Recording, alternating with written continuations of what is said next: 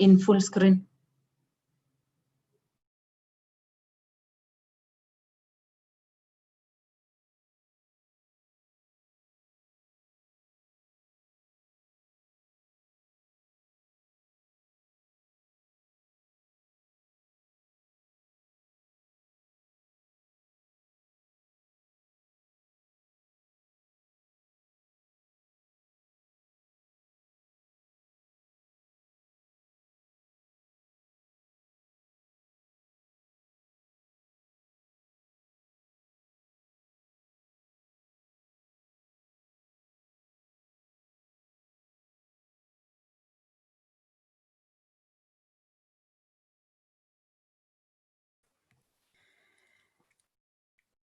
Good morning, everyone.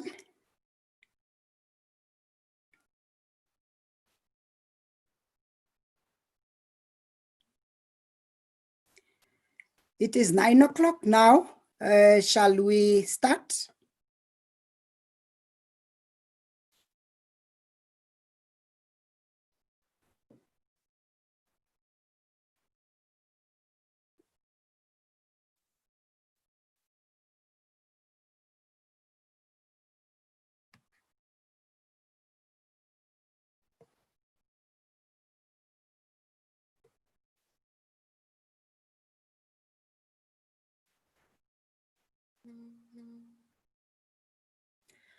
Okay.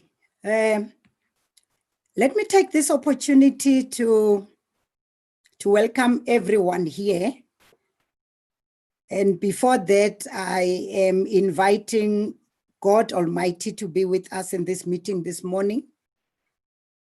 We are dependent and depending on Him so that He carries us through the day. So I invite the power of the mighty God to be with us. Let me take this opportunity to greet all of you on this virtual meeting this morning. I want to believe that all the delegates and the participants and the panel members are already here. And thank you very much to the background people who are helping us to get things right. We are meeting this morning. Before I indicate who is here, I just want to give a little background in opening this virtual meeting. That in November 2017, SALGA issued a call for proposals from LGSETA, accredited service providers, to develop and implement a local government women leadership development program on its behalf.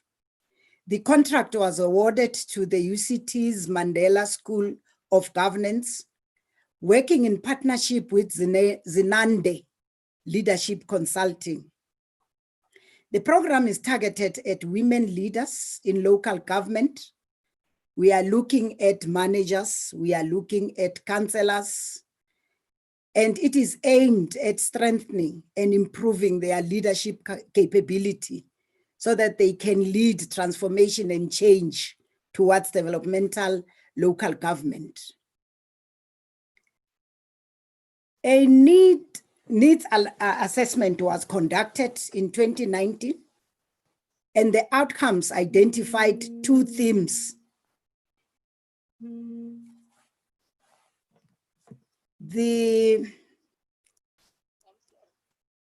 Let me just pause a little bit here. Apologies, I just want to respond.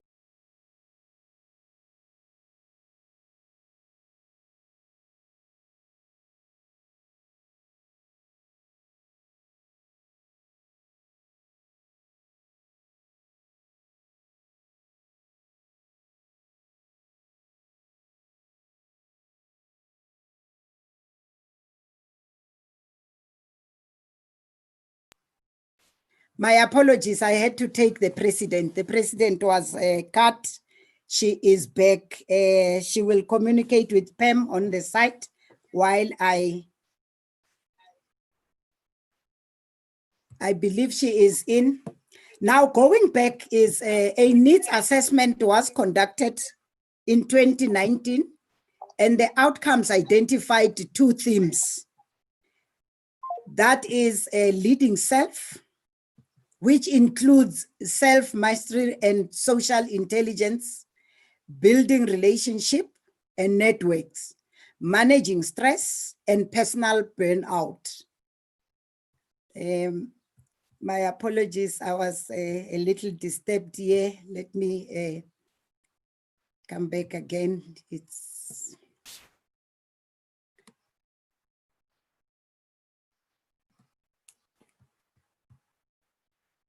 okay.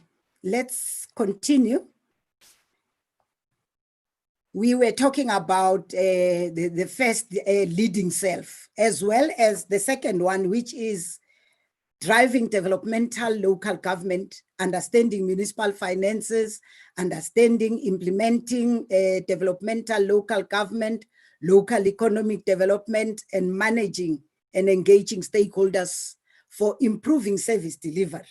The program delivery approach takes a blended learning approach with COVID-19. I'm not going to take everything, but we have the two legs, which is the modules that are accredited and those that are non-accredited. We have sent to people, they will go through that. The accredited modules, we have 3. Though the blended learning approach, the program seeks to have a reach more women in local government. It seeks to reach more of them. Women leaders who will go through the accredited elements are 87. I believe all 87 are here this morning, and they will hopefully complete the program by August next year. If we push all of us, it will be implemented. Now, the 3 modules that the 87 candidates will go through were listed and it were sent to them. It was sent to them. We believe they have. I'm not going to talk about that here because we have apologies that especially some leadership will be leaving us this morning. The upcoming event in August, which is this one now, we will be starting from tomorrow. We will be continuing, and I hope all of us will be participating. Now, this event is part of the non-accredited elements of the program. As I indicated, starting from today, tomorrow we will continue, and the last one for this week, it will be the 27th August 2020. The objectives of the event is to recognize the sterling efforts made by women leaders in local government sphere. I would want to take a lot more, but let me leave that because participants did receive that. Now we are looking and want to comply with the theme of the event. As we all know that the generation equality is the theme of this year. It says, generation equality, realizing women's right for an equal future. Now I want to get into the key messages, the 4 key messages in terms of this empowerment training. We are empowering women leaders, empowering the nation as well, propelling women leaders to the forefront of organizational change effort, unleashing leadership potential in women for better service delivery, effecting real and material changes to women's lives. I believe I have taken enough of that. I want to then welcome you.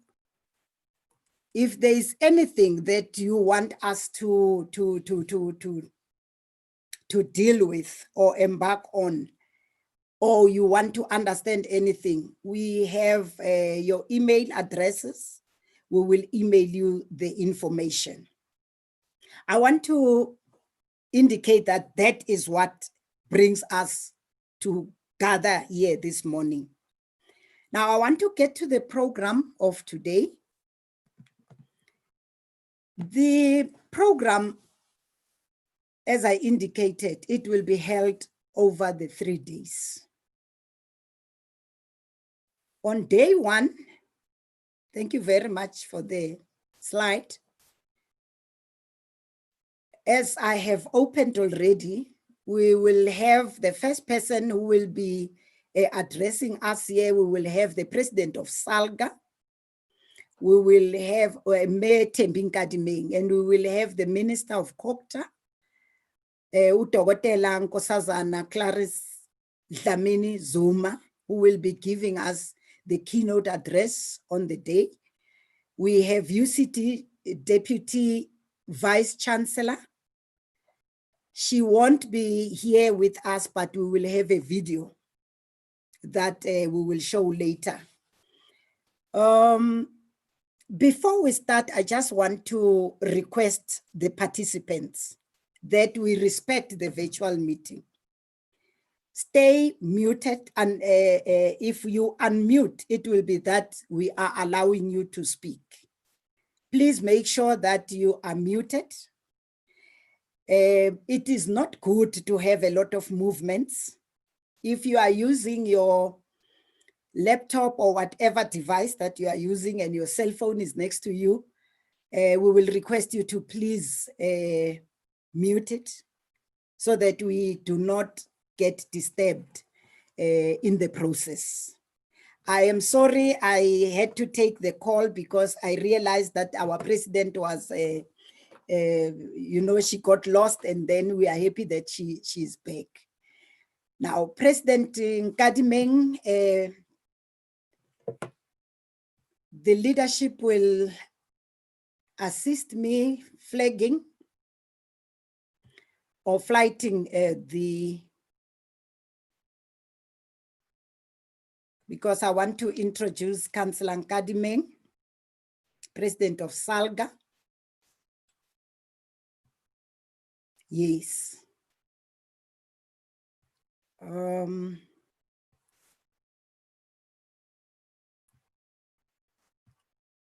I want to get to the full screen now.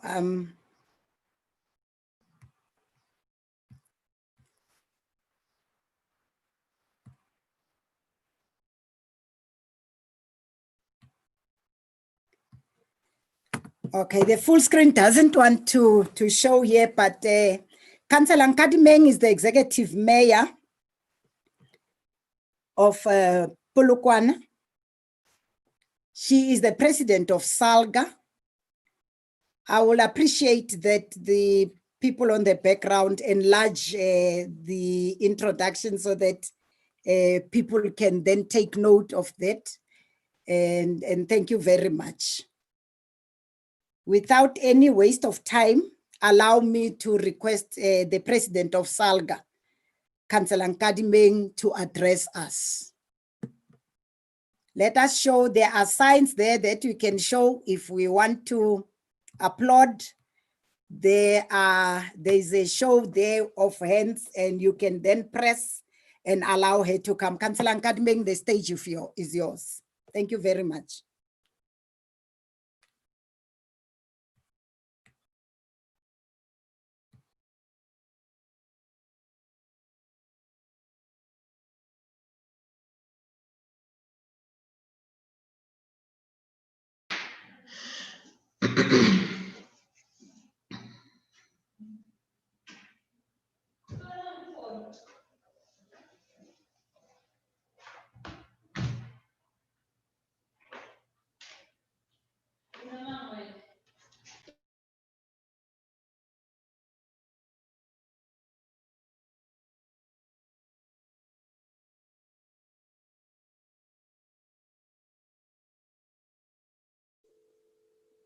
Thank you very much. Now I've been unmuted. Thank you very much, and my apologies for that delay. Let me start by greeting the program director, Councillor Mabuya Boltman, who's the chairperson of SALGA Women's Commission, our Honorable Minister, Dr. Nkosazana Dlamini Zuma, our Deputy Vice Chancellor, Professor Ferris in absentia, from the University of Cape Town, all our participants, fellow councillors, and other mayors who are in attendance this morning. I would like to greet you all, and on behalf of SALGA, welcome you to this event, which is aimed at celebrating and empowering women in local government.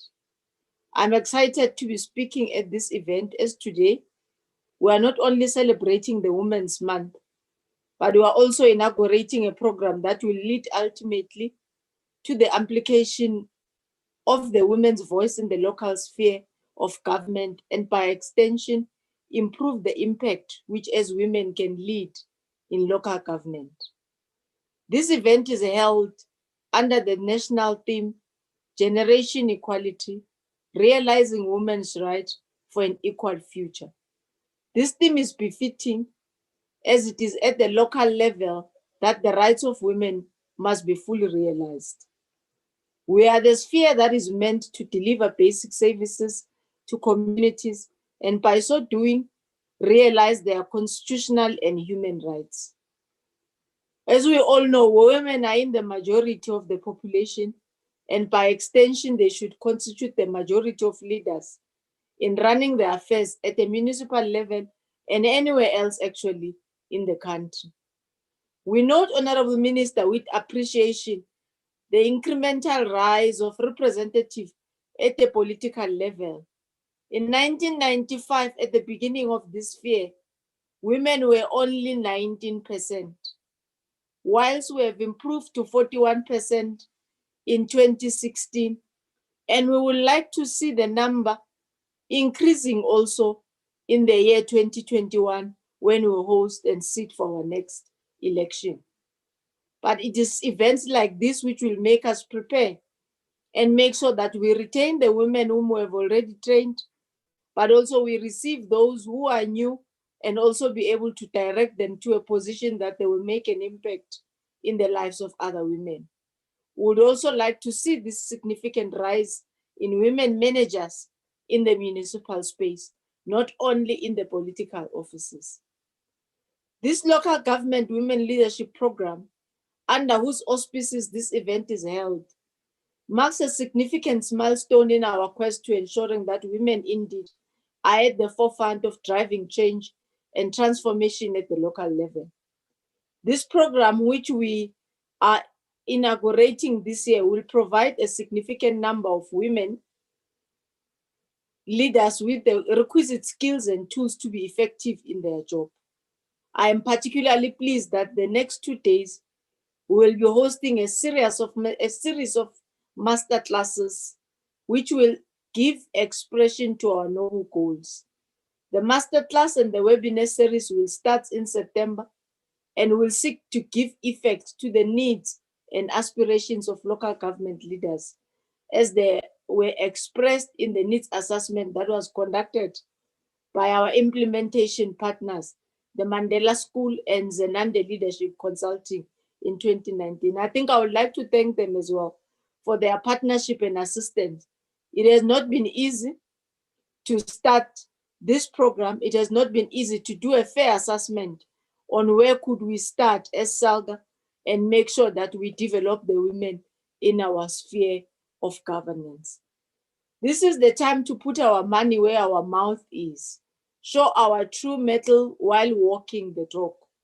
Allow me to quote Melinda Gates when she says, when we invest in women and girls, we are investing in the people who invest in everyone else.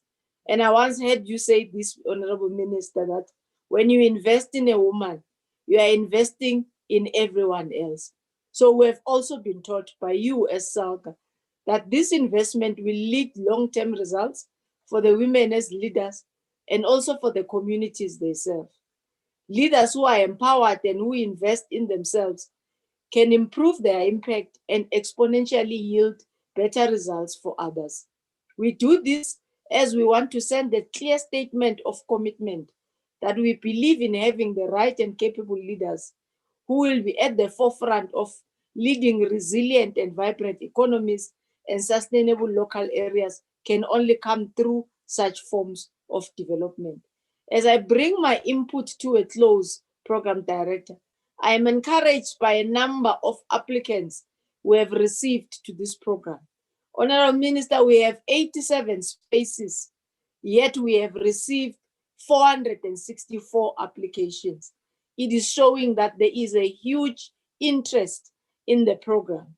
This is a strong message from women in local government that they take the task and responsibility that they are entrusted with seriously, and they are committed in improving their own lives, while at the same time improving the lives of those they are serving by sharpening their leadership capabilities and becoming change agents for a better life of our communities. Welcome you all delegates, and may I wish you all the best in the next 3 days. I would also like to welcome those who are streaming live through our various social medias. This is in significance in the local government calendar, and let us all make the most out of it. Malibongwe. Thank you very much.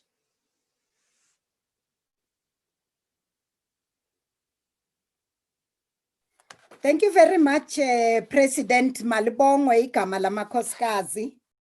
Yes, the applications were a lot, and the lucky 87 mustn't disappoint SALGA and Zenande, UCT as well. We will continue. And thank you very much, President, for most inspiring words this morning. Yes, we will want to continue. I see there are hands, President, that are showing a sign of saying thank you to your presentation. Thank you very much.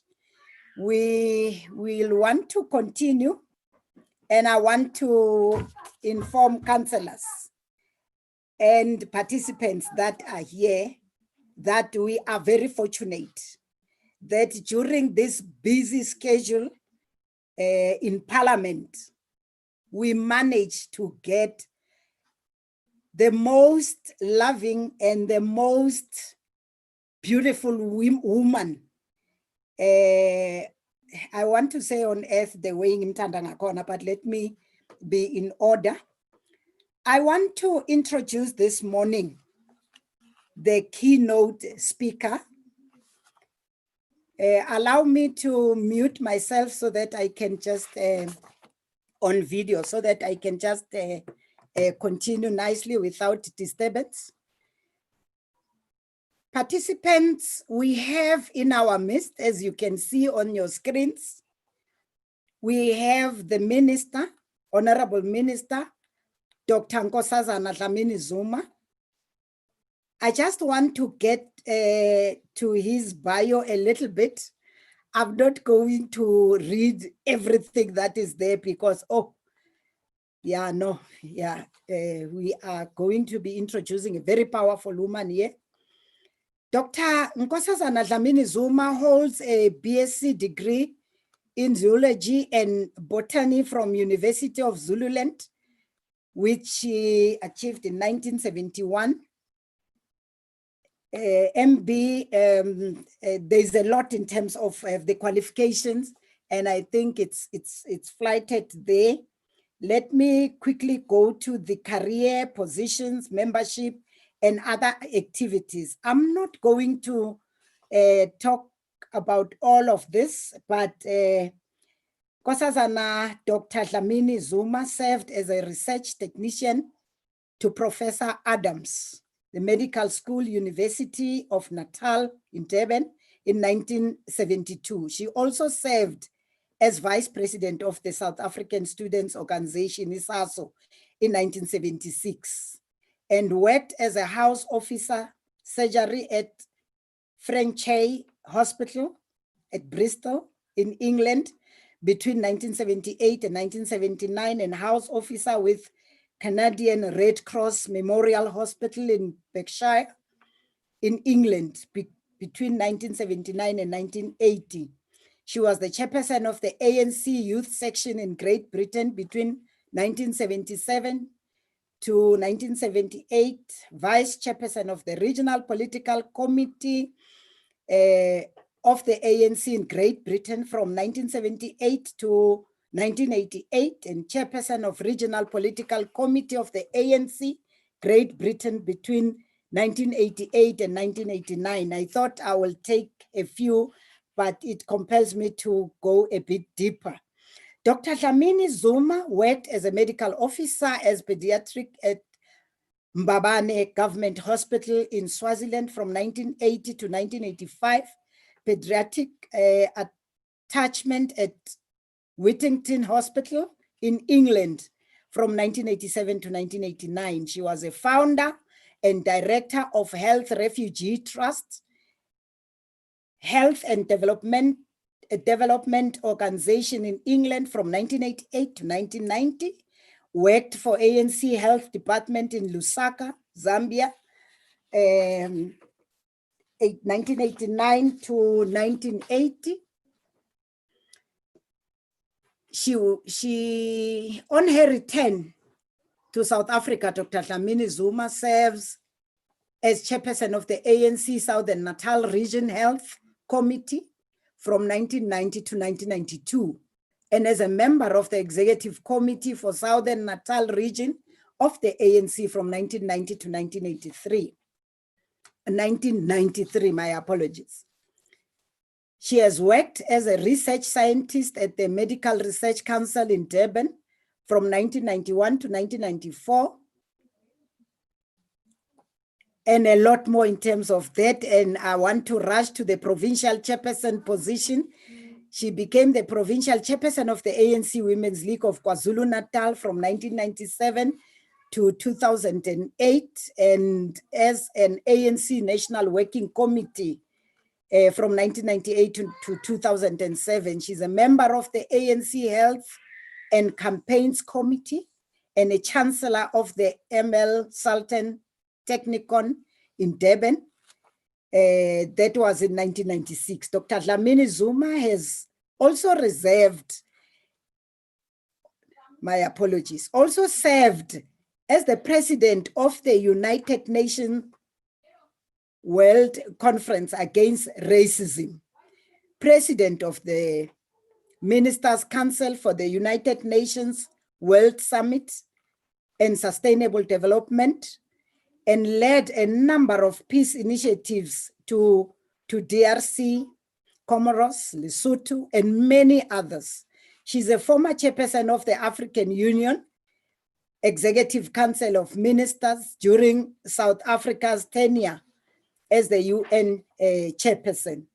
She was part of the South African bid committee of the 2010 FIFA World Cup and a member of the 2010 FIFA World Cup local organizing committee from 2007 to 2010. She served as commissioner for the Socialist International in 2009 and pioneered legislation that banned tobacco sports sponsorship and the passage of the legislation on no smoking policy in public areas. And thank you very much for that, Minister. She is a member of ANC Women's League National Executive Committee, member of Socialist International Commission on Climate Change, and co-convener of the National Progressive Women's Movement of South Africa from 2006.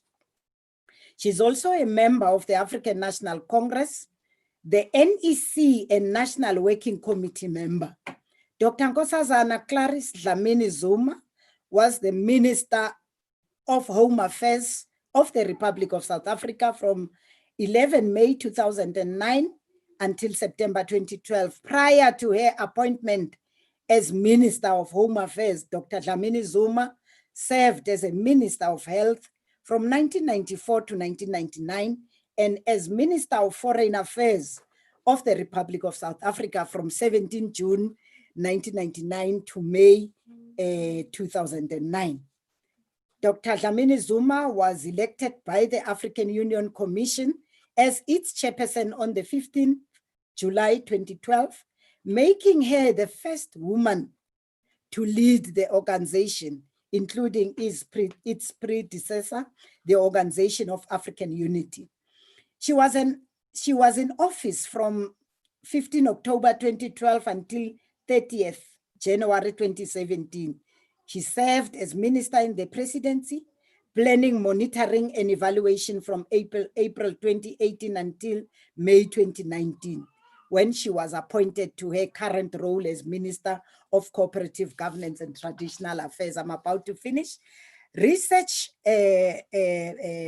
presentations, awards, decorations, bursaries, and publications. Dr. Dlamini Zuma is a recipient of Honorary Doctorate of Law from University of Natal in 1995, Honorary Doctorate of Law from University of Bristol in 1996, Doctor of Medicine degree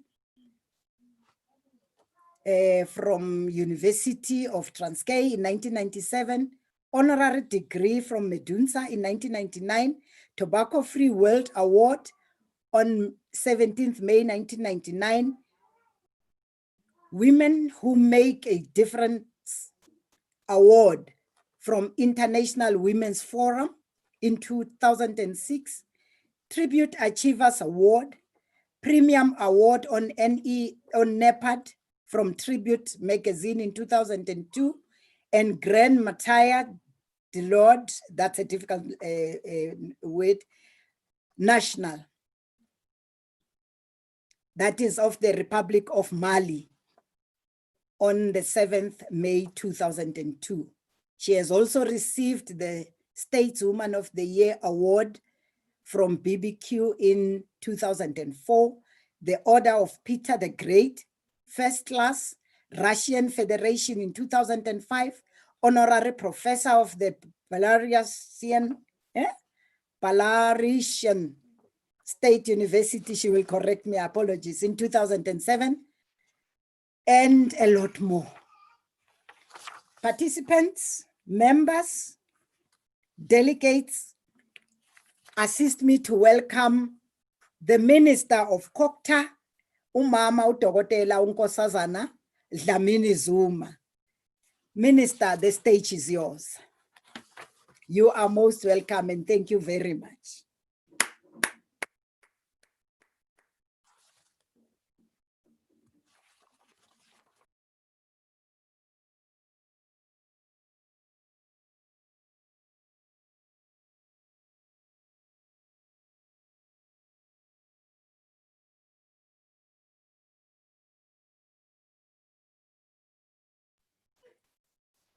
Shall we assist the minister to come in, please?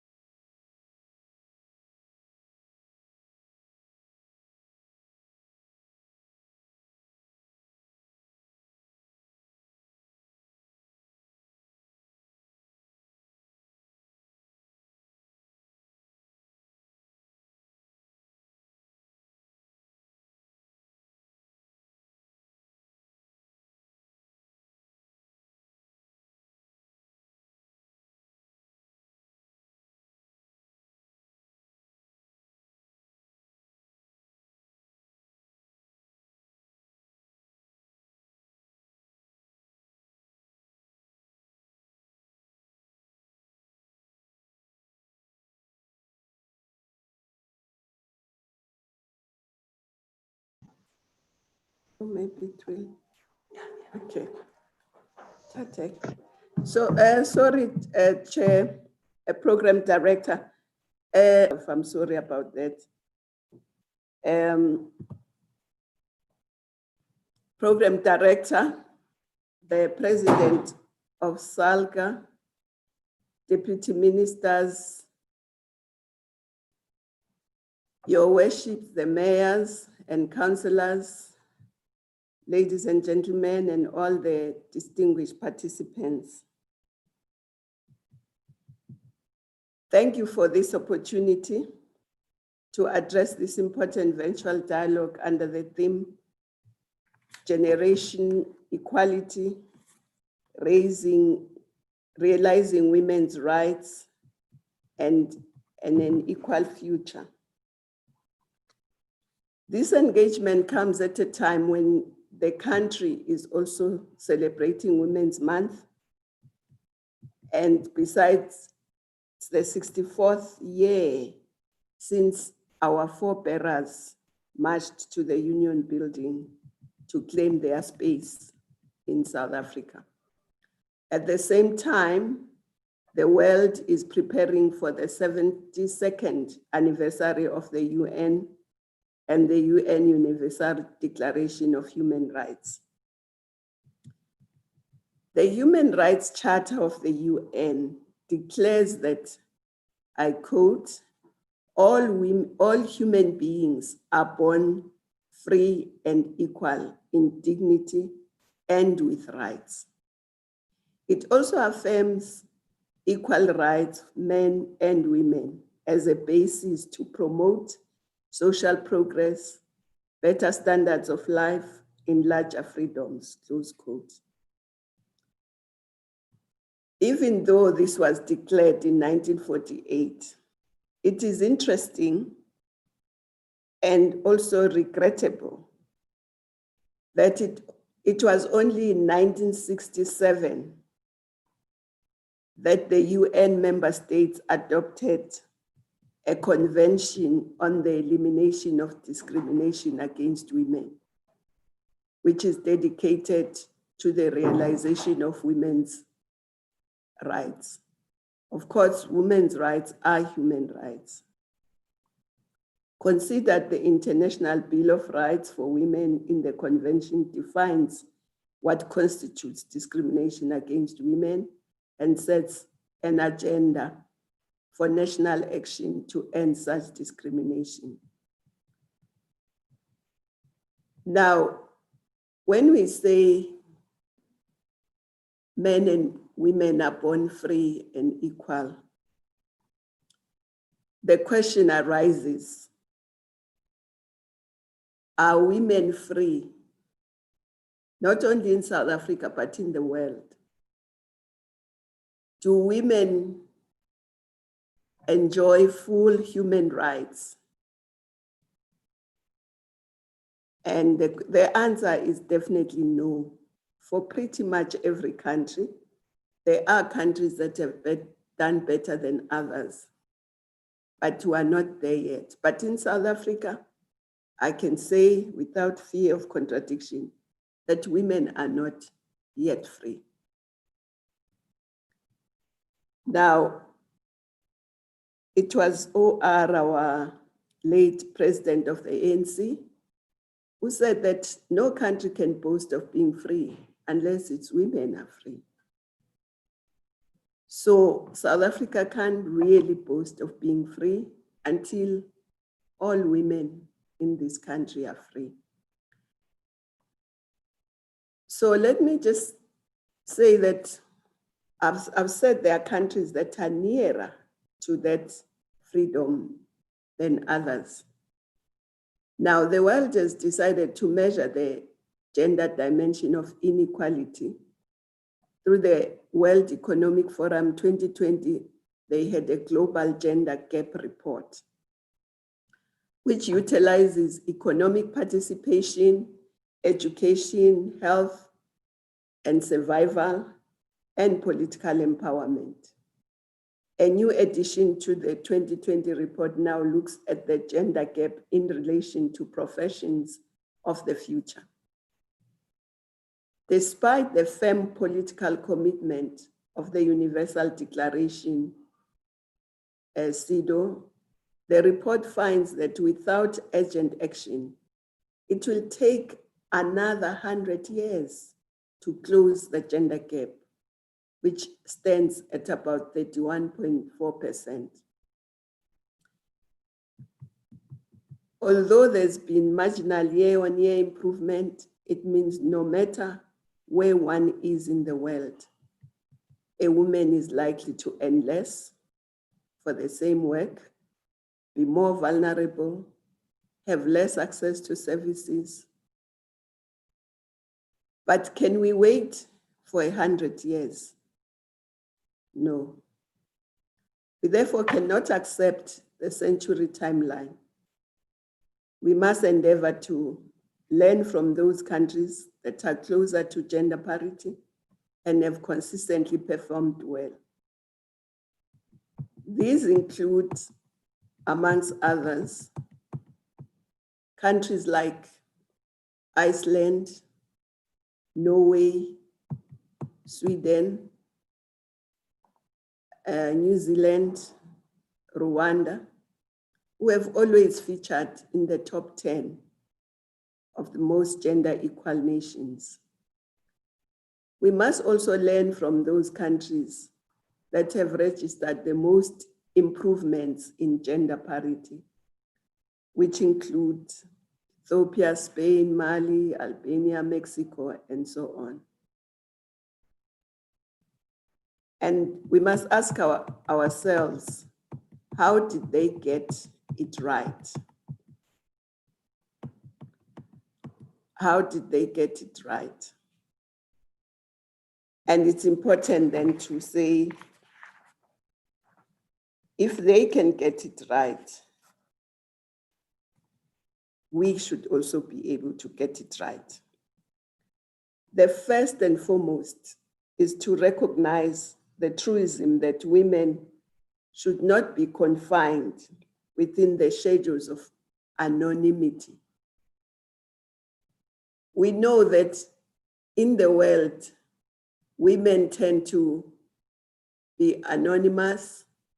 They tend to be edited out of history. They tend to be forgotten. And of course,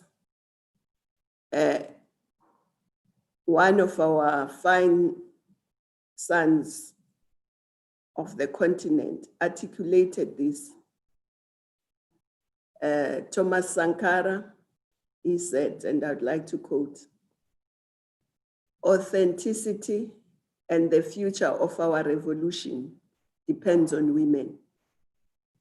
And nothing whole, nothing definitive or lasting may be achieved in our country, I can say in our continent or in the world, as long as a crucial part of ourselves is kept in the condition of subjugation, a condition imposed by centuries of various systems of exploitation, including patriarchy."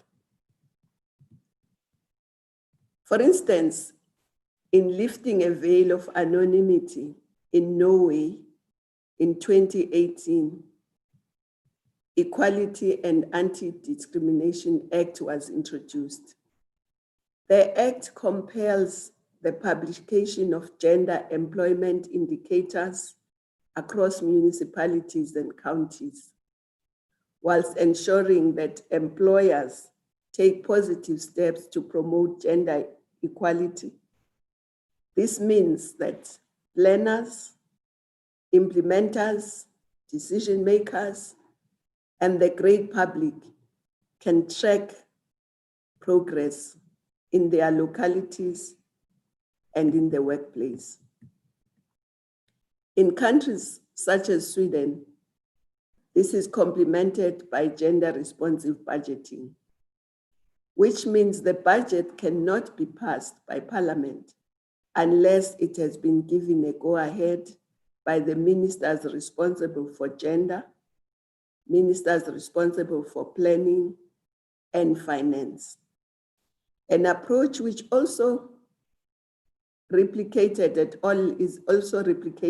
all levels of government through the support of the gender machinery and the Swedish Gender Equality Agency.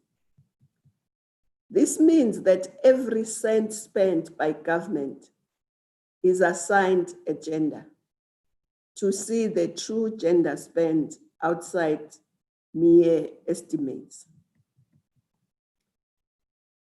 These public sector planning, budgeting, monitoring, and evaluation efforts are also often complemented by the recognition that men and women have different needs and play different societal roles. As UNICEF puts it, and I quote, "Gender equality means that women and men, girls and boys, must enjoy the same rights, resources, opportunities, and protections. It does not require that girls and boys or men and women must be the same or they be treated exactly alike, but they must have access to the same resources, same opportunities, same rights, and same protection. And then they may act differently because they are not the same. This differentiated approach therefore allows the opportunities to be better secured for women and girls of all ages and accounts for why in a country like Iceland, despite its size, over 65% of university students are female. Without paying specific attention to the needs of women, one is bound to continue to perpetuate discrimination. These successful countries also deploy deliberate efforts to involve and include women at all levels of decision-making and implementation. For instance, the labor participation rates amongst women is higher in these countries, such as Rwanda, where it is over 80% labor participation rate. By contrast, in South Africa, it is about 49.6. There are many factors that also influence participation. These include education, access to services, access to financing and assets, and all the top performing nations have no digital divide with an affordable wall-to-wall coverage of ICT networks and infrastructure. Even Rwanda has a wall-to-wall digital coverage. There's no digital divide there. These nations have also internalized and understood that they cannot hope to succeed if they underutilize half their talent. This so specific, especially in the context of a fast and advancing and transforming digital world, where competitiveness has to be maintained at all levels. Now, can you just imagine in a soccer match, no matter how brilliant a team may be, if you were to get Chiefs playing half their squad and Pirates playing a full squad, you don't need to know who will win, or vice versa. No country can reach its full potential unless all its talent is utilized and utilized fully. In maintaining our competitiveness, we must therefore pay particular attention to South Africa's position in the Global Gender Gap Report, which ranks South Africa as number 17. We want to be in the top 5, and we must work towards being in the top 5. We have gone a long way. Let me not give the impression that we haven't done. We've done a lot. From where we started, we have actually closed the gender gap by 78% from where we started, but there's still a lot more to do. Iceland is once again the most gender equal country in the world for the 11th time in a row. It has closed almost 88% of its overall gender gap. It has improved since last year. Iceland is followed by Norway, followed by Finland, followed by Sweden, and other economies in the top 10 include Nicaragua, New Zealand, as I said, Ireland, Spain, Rwanda, Germany. So we need to make sure that we also are in that top 10. We started very well, but I think we still need to do a lot more, especially at the local space, local government space, because that's where women are, that's where men are, that's where the population experiences life. That's where they can say whether they have a better life or not. These reports reveal that while progress has been made in addressing gender gaps in South Africa, in education especially, we really tried, and in health, not enough measures have been put in place to address women's economic participation and political empowerment. Women in South Africa continue to be the face of the triple challenges of poverty, inequality, and unemployment. This is also exacerbated by lack of access to basic services, especially in the rural areas and in some of the informal settlements and infrastructure. Nothing has brought this to the fore more than COVID-19, which has engulfed our world and our communities. And generally, the infection rates are higher amongst women, averaging about 57% of the infected are women, but mortality is more in men than in women. This can be attributed to the significant higher risk that women carry as caregivers in homes and families. They also have a larger representation in the health sector and in the education sector, particularly in the client-facing jobs, such as nursing and cleaning services. Even though women are overrepresentative amongst the fatalities, given the structure of society, women and girls are left behind to face further societal and economic difficulties. Even though women constitute about 45% of the employed, women accounted for 2/3 of the job losses, which Stats South Africa attributes to the consequences of COVID-19. The restrictions in movement as a response to COVID-19 also brought about what the president called the second pandemic of gender-based violence, as the numbers of cases rose, and so did the incidence of femicide. And also the Minister of Education has been telling us that the prolonged absence from school, particularly of the poorer students and scholars, may also have the unintended consequences of increasing teenage pregnancies.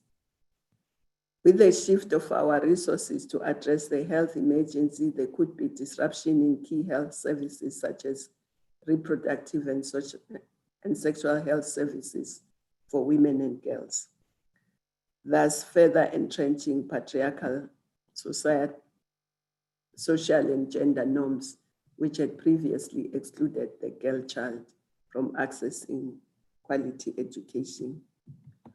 We must therefore accelerate our efforts that target the girl child, who may also not have access to schooling and ICT, by which knowledge acquisition and generation can be facilitated for. But when we talk about girl child, we must not also exclude the boy child. because the boy child must also understand from an early age that men and women are born equal, and therefore treat young girls as equal with respect and dignity. There can no longer, there can be no longer term solutions unless the underlying gender discrepancies are addressed.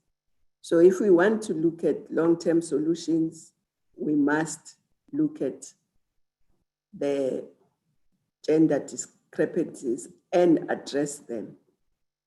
That's all our response measure. They must integrate in the district development model outlook men and women. They must integrate gender issues. They must integrate gender responsive budgeting. I'm told that there is one district that has started looking at gender responsive budgeting, working with the UN Women and the UN.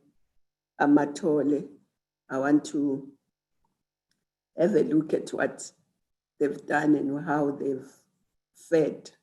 But all of us must ensure that as we go forward, we must make sure that women are part of every human endeavor. And if we do that, I'm confident that we can set our country onto a more sustainable development path with women at the center. After all, women are key drivers of our local economies, social development initiatives. The exclusion of women results in a democratic and developmental deficit. It has proven time and time again that institutions that are women-run and include women at all levels are more likely to succeed. The OECD research shows that companies, even in the private sector, that have women in their top management are more competitive than those that don't have.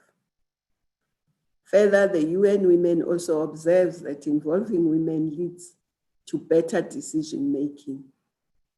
This is true, particularly at the local level, but at all levels, as it ensures the prioritization of women's practical needs and issues in local government agendas for localizing the Sustainable Development Goals. By factoring in these needs, we will also simultaneously set ourselves on a path to realize our NDP, our Agenda 2063, the Africa we want, and the aspirations, including Aspiration 6, which seeks an Africa whose development is people-driven, relying on the potential offered by African people, especially its women and youth. There can be no growth and development in the absence of gender equality and equity. It estimates that women's contribution in unpaid work amounts to between 35 and 45% of the GDP. Also, even though women earn less, on average, they earn about 30% less than men, but they utilize 70% of their income in promoting the well-being of their households, their children, their communities, compared to men who tend to utilize 30% of their income on the household. I will not say where they utilize the rest. Colleagues, thus through the district development model, we should specifically target women-led and owned initiatives, including businesses and co-ops of all sizes and sectors. This will have to be complemented by skills revolution directed at women and young people.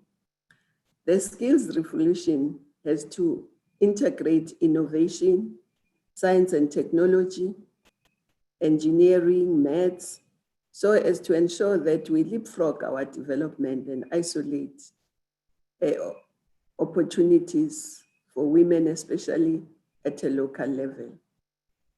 To direct this revolution, we will require the full participation of women in the STEM areas, including engineering, physics, maths, and many other technology. The involvement of women must also extend into academia, vocational training areas. Women must be found in their numbers in every area of human endeavor. We will not be there as long as we can still count that there are so many women this, there are so many women this. There's the first woman this, first woman that. We will be there when we no longer count, where it's already a norm. It's normal that women are part of every human endeavor. Now, this does not mean we're leaving men out. Men are there already. They are the ones who brought us to where we are in terms of where the country is, in terms of where the economy is. Now, all we're saying is that let's use all the talent, men and women, and let's make sure that women's rights are realized. Because when you realize women's rights, then we have a more equal society. And more equal societies tend to be more stable, more economically, more equal, and more peaceful. Distinguished participants, in order to ensure that we realize the vision of generation equality, we must also ensure the access of women to all their rights, including the rights to dignity. The realization of these rights is not just the right thing to do, but as successful nations have shown it, it will be a major boost to our growth, to our developmental ambitions and aspirations. We know that by investing in women, as our President SALGA said, we will transform the face of our communities. Our communities can be resilient, vibrant, sustainable, and climate smart communities through the active participation of women. It was O.R. Tambo who reminded us that our liberation will only materialize when the process of national liberation confronts the liberation of women of our country from the triple oppression on the grounds of sex, class, and color. So I think if we internalize this and we really, especially at the local level, get this going, we will be like countries like Iceland. In fact, Iceland is the first country to have made it a crime to pay women less than men for the same work. It is a crime to do that in Iceland. Why is it not a crime here? So with that, I want to thank you again for giving me this opportunity. I wish you a very successful meeting, and I look forward to receiving the outcomes of this meeting, and also look forward to working together in the local space for ensuring that women's rights are realized and we have an equal future. I thank you, Program Director, And thanks for listening to everyone. I thought you will use the box there. I see it's few of us using the box. Let us cheer this presentation. It had really whet at our appetite. You know, I see myself being in Iceland. To sit at number 17, I think we need to be number 5, as the Honorable Minister indicated. But that will be realized only when we work hard as women. The struggle of 1956, we need to continue, we need to fight for our rights. You know, the skills revolution, the gender responsive budget, we need to get into this district model, the development model at the district as locals.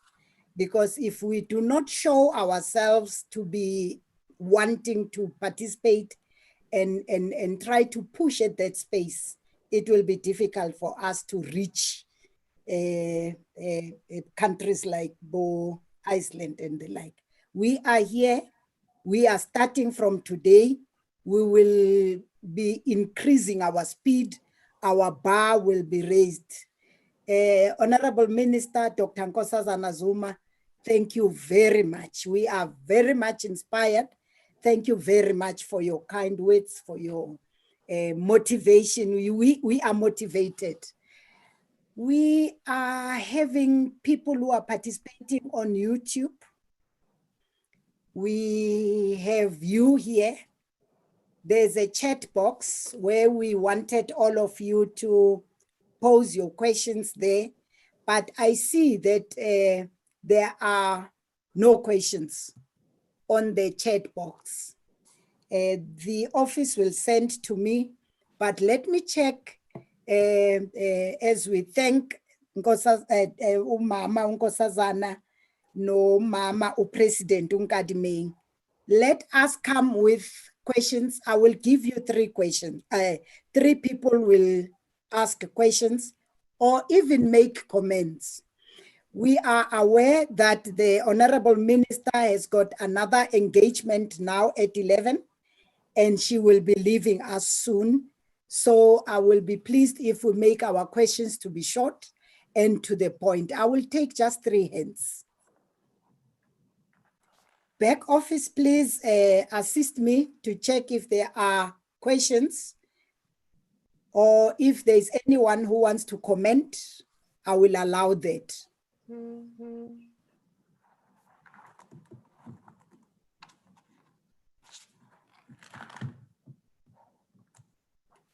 I do not have questions on YouTube. I do not have questions on the chat box.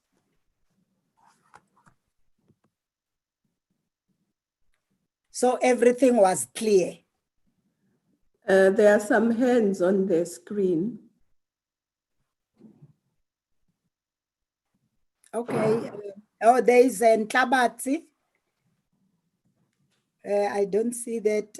Aranda will also come in, Councillor Aranda. I've seen 2 hands, Ntlabati and Aranda. Come in, Ntlabati. Thank you very, very much, Chairperson Flora. Councillor Mfikwe, my hand is up as well. Councillor Mfikwe, let me just, yes, Councillor Ntlabati, Councillor Aranda, and Mfikwe. Thank you very, very much, Chairperson Flora and SALGA and Zenande and UCT for this wonderful opportunity. We are very appreciative of this opportunity as women, especially at local government. I'm from Chief Albert Luthuli municipality. I'm a ward councillor. And there are a lot of things that are happening that are not favoring us women.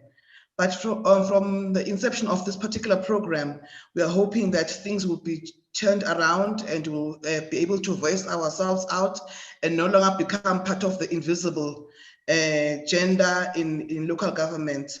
And I appreciate Gakulu Umama Dlamini Zuma for taking time out of a busy program to be with us. Mama, we applaud all the things that you have done for us and you're inspiring us. And you too, President Kandimeni. Thank you. I thank you, Chair.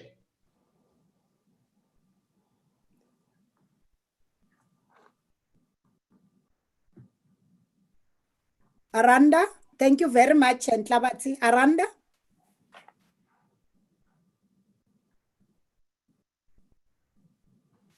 Just unmute yourself, Councillor Aranda.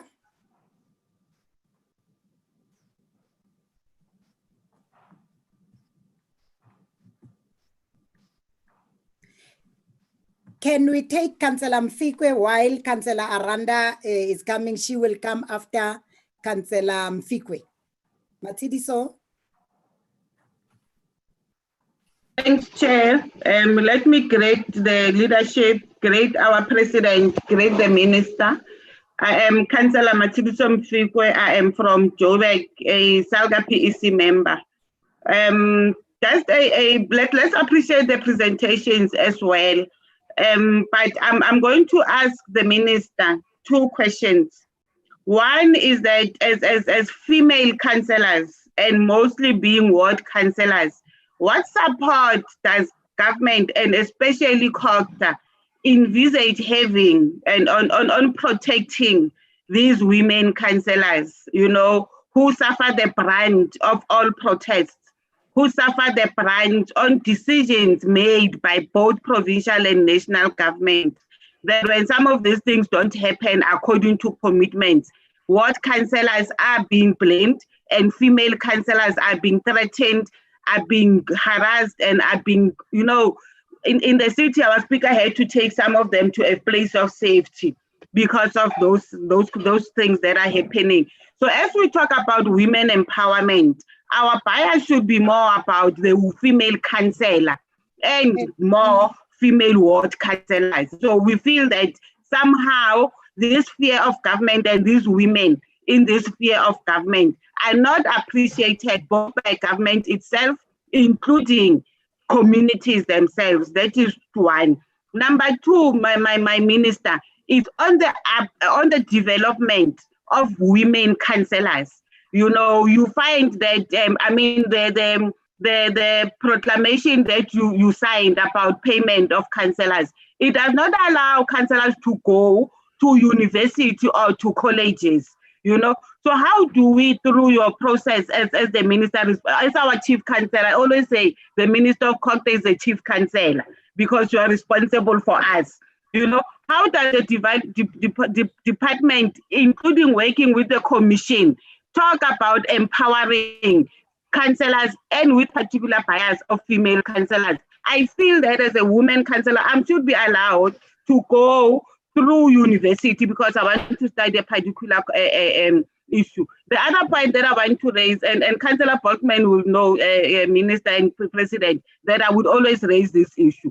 The remuneration of councillors leaves much to be desired. You know, some of us have been councillors for 15 years, but we're still earning the same salary, you know, with a councillor that comes in this term. When it's a different thing in Parliament, that especially when a person has been 10 years in Parliament, the allowance is not the same with a person that just joins Parliament. But for councillors, it is like, it's at entry point, why Nisma Boya, you know. So Minister, I know this is part of not what you are here for, but can you look at it, you know, so that we are remunerated at the same level? We believe that as councillors, we are closer to the community, but we are the least taken care of sphere of public representatives. Thank you very much. But our empowerment, mama, degrees, and can government allow it? You know, I would, for me to get a course, we must be 30 and do some certificate course that is not accredited anywhere, you know, or that does not have credits anywhere. But if we see the public management degree, when it's different from both the legislature and Parliament, that Parliament would have a fund that would find individuals to do masters, to do doctorates. But for local government, that thing is not there. So what is peer, so that all of us are feeling what we are appreciated as part of the whole public reps. And sikhalela kuwe mama, we chief councillor, so it's on your shoulders ukuthi uyilungise. Ngiyabonga.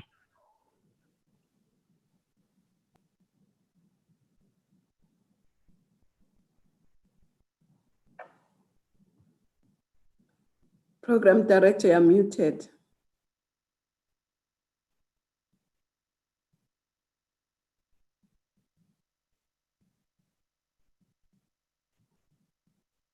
Program Director is muted.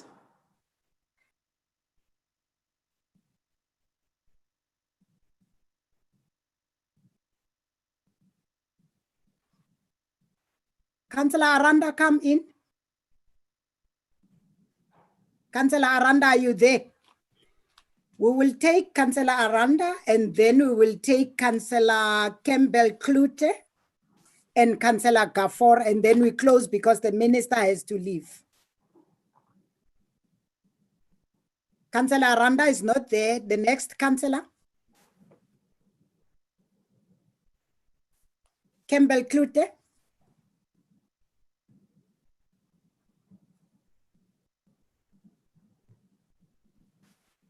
Campbell Klute.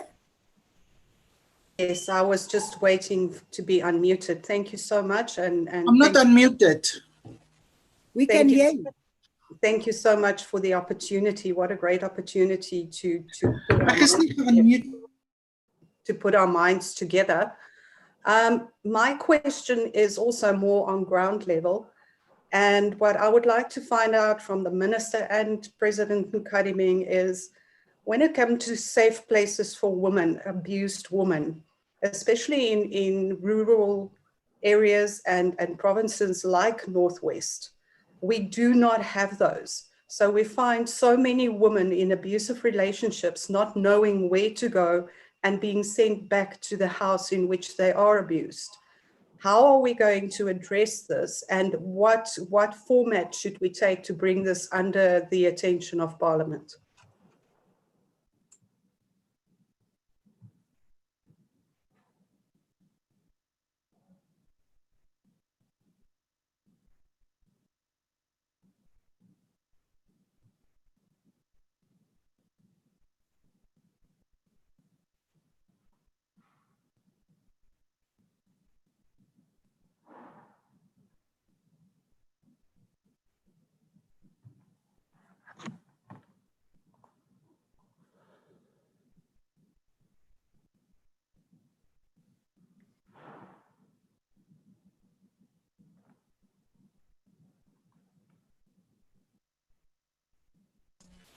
Councillor Aranda, come in. Good morning, everyone. Thank you, Mr. Dlamini Zuma. What a thankful and thoughtful presentation that you gave us. It will lead women empowered, and women abused all the time, verbal abuse via the men, you know, via councils, stuff like that. And I think this will also empower the women more. And I just want to say thank you to Mam Flora and to you, Mr. Dlamini Zuma, for giving us this privilege to attend this course. Thank you. Thank you. Thank you very much. We have the last one is Councillor Gafor.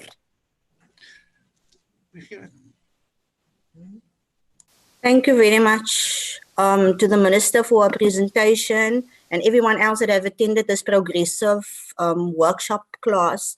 The question that I have, or per se something that I would like to say, is that it's fair and well to speak about women in power and that we need to be equal to men, but government is actually failing us where that is concerned, because the government is the stranglehold of us to ensure that we have women in power, to ensure that we have equality where men is concerned. I want to know, what policies does government have to ensure that women are equal to men within leadership roles and within salaries, and also on programs that will empower our women, especially those that were not fortunate to go to school during apartheid, and how we as women can be empowered to go to school, to get accredited, and also to be on the same level as men. Thank you.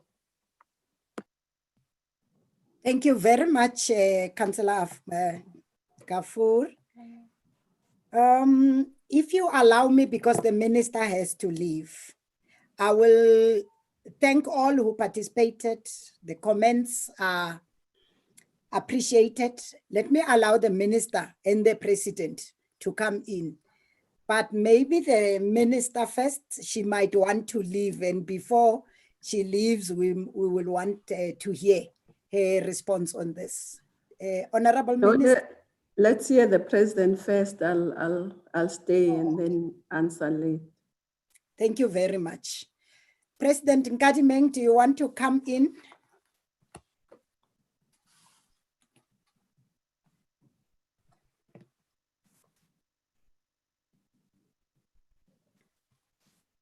Unmute, President.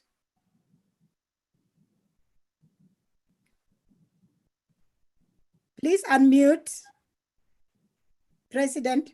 She might not be able to unmute herself. Can the admin assist us, please?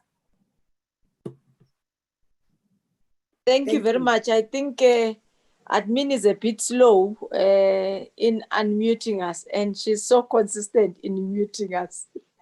Thank you very much, Ma'am Flora, and thank you very much, Honorable Minister, for your presentation. There was actually one question, Honorable Minister, which was shared for me and you from Northern Cape about shelters which are not available for abused women. But probably before I go there, Honorable Minister, we appreciate your presentation. We appreciate the time we have made to come share with us. The intention of the program, Siswam Matsidiso, from the city of Johannesburg. If you will recall the resolutions which were made by the Women Commission, SALGA in Mpumalanga, and has a view, and you were in attendance, was for us to start the processes of ensuring that we make sure that there are designated programs which are for leadership development that are specifically channeled towards women and women councillors. And secondly, a draft has already been set. I think the delay of COVID and also the change into the 6th administration got to delay quite a number of issues which were raised and were resolved on. For example, the issue on how do we deal with the Sasria insurance, its increment and its pace in terms of the protection of ward councillors. If you will recall, towards the end of the year last year, we had 7 councillors in Northwest whose houses were gutted down in one day, and the response for the police was not as prompt as it was desirable to be able to save the other houses when the community became wild. We have seen quite a number of changes. Of course, there are still difficulties. One can't claim that all is well and good. But I think your input towards the issue of grading of councillors in terms of years and experience is something which we still need to touch on and deal with to ensure that besides being educated, they also are remunerated appropriately in terms of experience, years, and time that they've spent serving in councillors. And you are one of our long-term serving councillors, and we appreciate that all the time you never say, I know I have been in this route, but you come join in and share with us what we need to learn and as leadership we need to do. The issue of homes in the Northern Cape, I will use an example which we have attempted with the Department of Social Development, and I think it could work anywhere else. There's quite a number of buildings that are government buildings that are vacant. For example, now at the inception of COVID, in our province, in our town, we didn't have a shelter for women or children. And because of the continuous and increase in cases of gender-based violence and what we call street kids for them to be given shelter. We transformed one of our halls quickly together with social development, and we shared the responsibility of them bringing social workers, ourselves, and Red Cross assisting with food. And I think that could be a learning that COVID has given us. Instead of looking for building a new shelter, can't we utilize what we have? Possibly a clinic which has a room that is not being utilized, or a building that is already abandoned and could be renovated at a mega of a fee, and we are able to turn that into a shelter. But my experience is that as municipalities, we're not experienced in psychological assessment, in their social assessment. So you'll need social development, you'll need the Department of Health to be able to be in partnership so that the center is run very well. The last one, which also was raised by my Tsidiso, but I also think the minister will talk to it. If you look into the inputs of the last upper limits, Tsidi, it was allowing councillors to be able to register for degrees. It was an input which was made in the National Members Assembly in Durban, and it was taken up. And the ministry at the time of exit between Dr. Zweli Mkhize and Dr. Dlamini Zuma, it was enlarged that we could be able to register.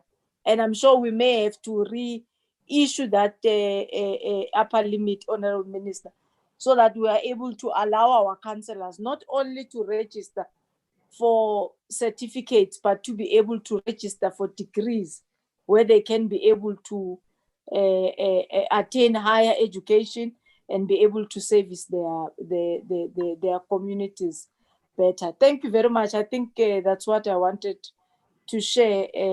Over to you, Honorable Minister. Thank you very much. Thank you, and thank you. You've covered quite a lot, President. Let me just start by saying, part of women's emancipation and women's rights is actually at the center of what is happening, not only to women councillors, but maybe because women councillors are more at the cold face, it happens more to them. But if you look generally, whether it's national government or provincial government, you'll find that it's very easy, even for the public in social media, to demonize women ministers, to call them names, to harass them. And they think twice to do that to men.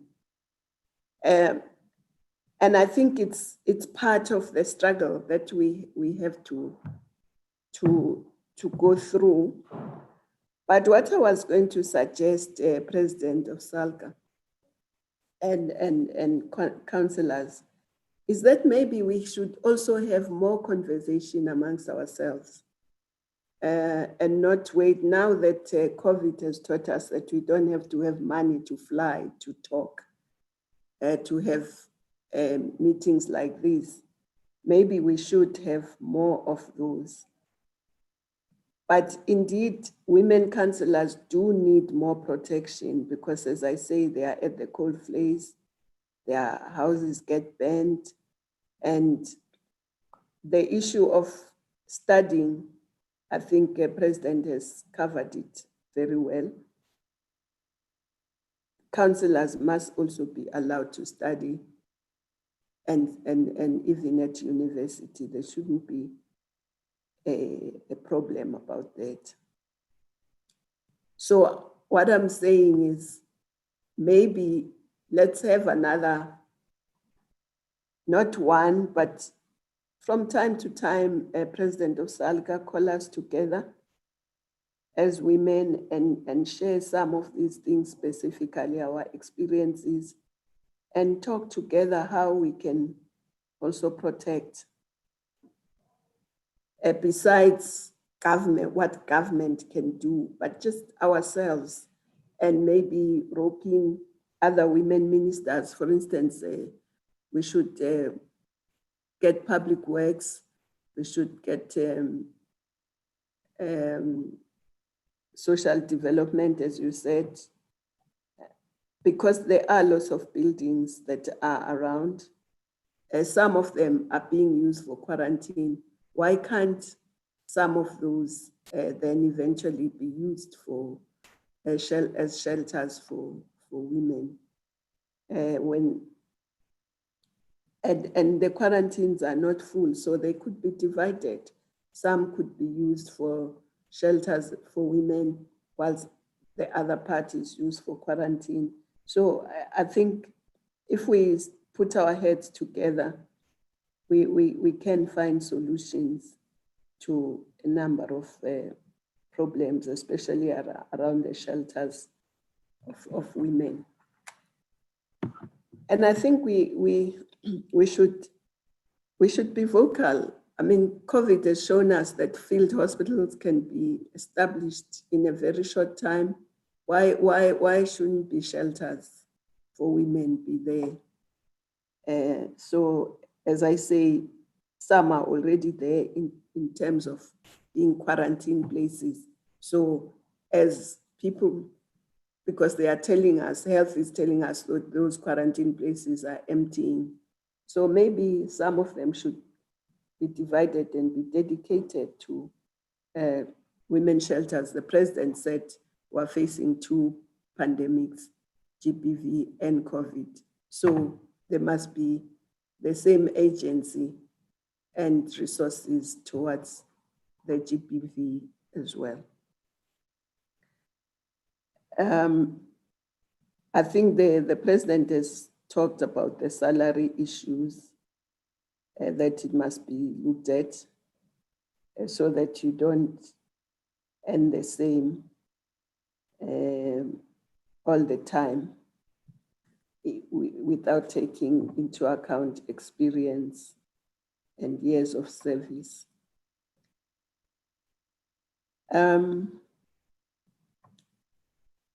Yes, government may be failing us, I agree. And that's why we're here talking about the fact that women are not where they should be, because we haven't done enough. So I think part of this discussion is to really see how government, and I think instead of say we are all government, there's one government in South Africa with 3 spheres.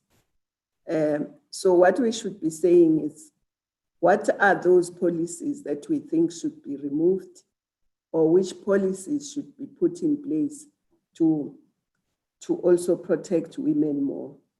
I know that government has been trying. I mean, if you look at education, for instance, education, the enrollment at schools is almost the same as boys and girls. At universities, the opportunities are the same. There's NSFAS, it's available for all. But of course, there are other things, hidden expenses that women have that men don't necessarily have, whether it's issues of sanitary dignity, packs and all that. But I'm just saying that, yes, I agree that government hasn't done sufficiently. It's done something, but we as the women must push which policies do we want that we think government need to adopt.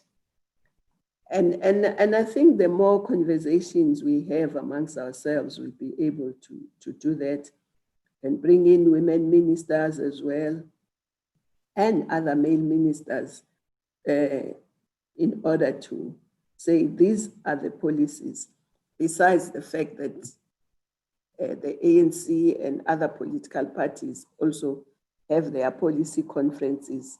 But I think some of the things that lack in government is just implementation. There are policies, but sometimes they are not implemented properly.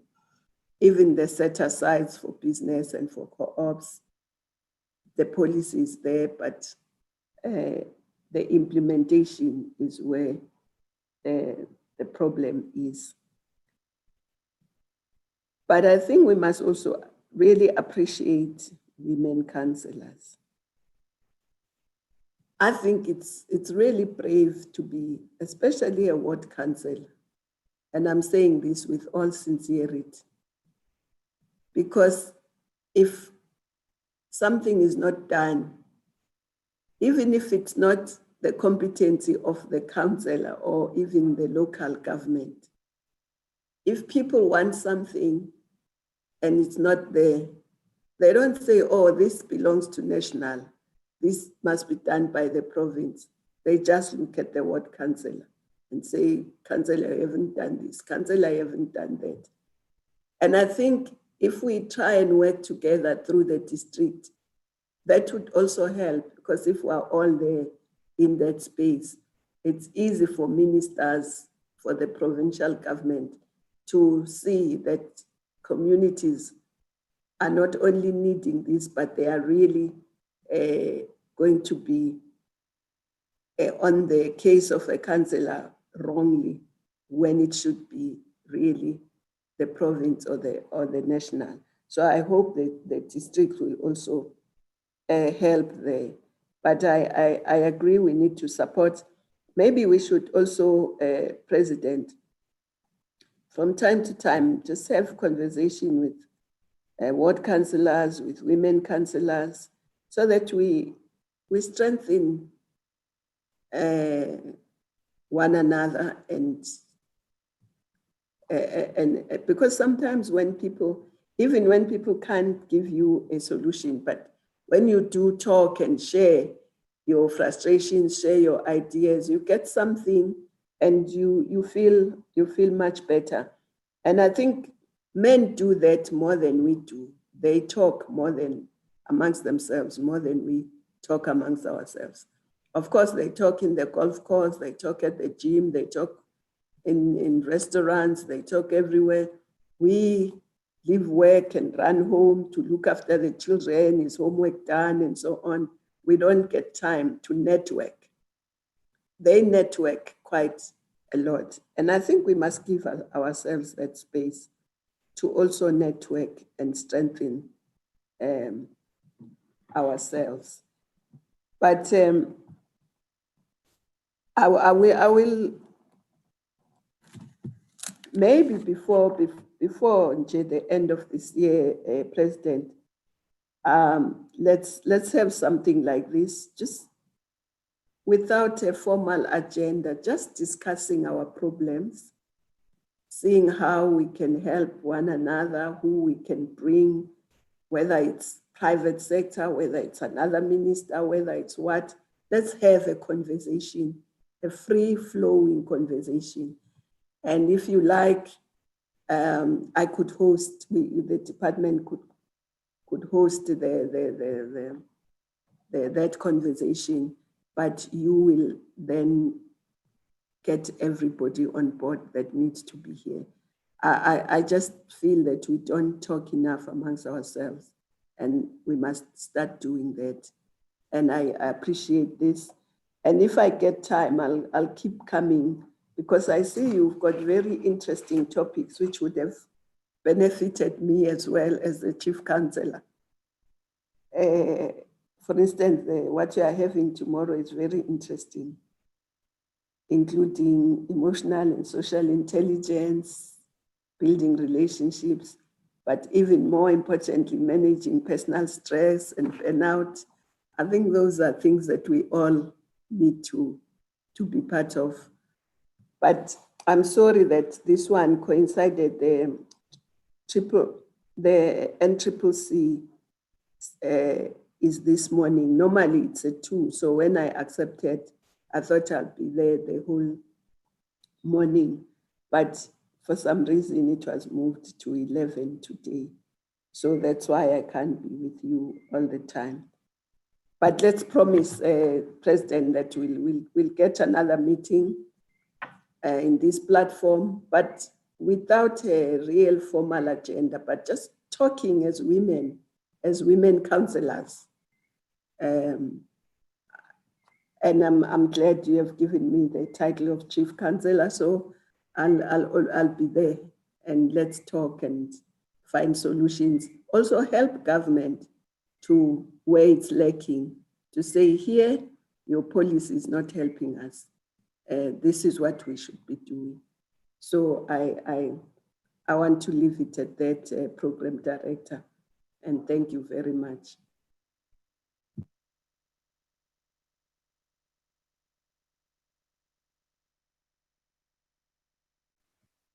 Thank you very much, admin, for unmuting. I hope I'm audible. Can I request everyone to unmute on the camera, the video? We want to see all of you. We might have a picture of all of you. But thank you very much for responses. There are two hands, Honorable Minister. One of them is Councillor Sirumula, who's been waiting long to speak. But before she comes in, I just want to read some of the questions and elevate more women from the rural area. Women from the rural area, they have a challenge and they have a problem. It's like they are forgotten. Now, I think we will get a response on that, but the district development model, if we can get into that as executive mayors who are here and just get into that, it will assist even the rural women, but I will leave it for the panel.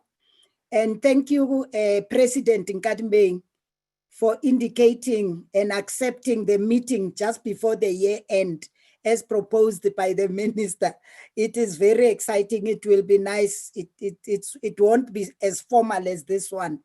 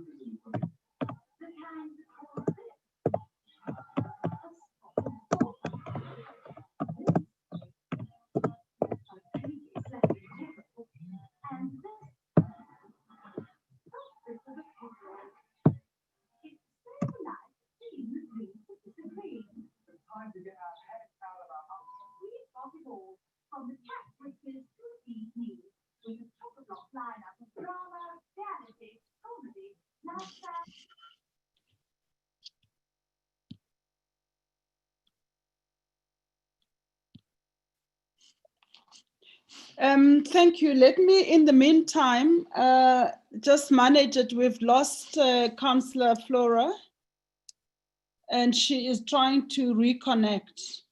So in the meantime, let me just take read out some of the comments we've received in the chat box. One is, what do we do when we are deployed, but you are not getting the support to develop in the office, and you are refused to attend meetings where you should learn in order to be empowered?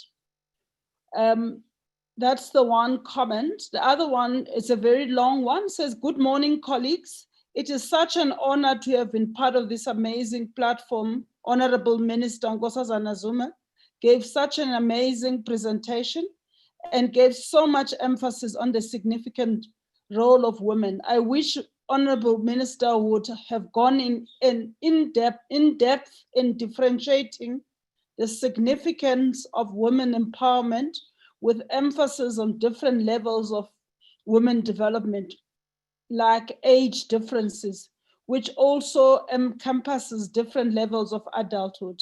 Yes, empowerment in terms of women in senior management positions has increased over the years. However, the obstacles still remain. Young women empowerment in local government has been dismally ignored. I would like to know, what is our government doing to empower young women in leadership position? This differentiation of women empowerment has been ignored in many ways and for a very long time. And this is not really considered to be an issue. But in actual fact, this is an issue, as this type of ignorance reduces women's dignity and strength, as it results to women having to walk. And then I will also, I think Councillor was going to recognize Mema Bagwe Serumula. If she's still on the platform, if she could answer that question, if she could raise a question, and then we'll then revert back to the Minister and the President to help us answer those or comment on the issues that were raised. Just to say that whilst we're still trying to look for that all of the comments in the chat box, we would be writing a report of the session. So that will be sent to everyone who is registered, including the speeches by the Minister and the President. There were some comments on that on the chat box as well. So if Mabangwe Serumula's hand is still up, so we'll allow it to say something, and then Minister and Madam President, if you can just give us closing remarks. Thank you very much for the opportunity that is offered to me. Am I audible? Can you hear me?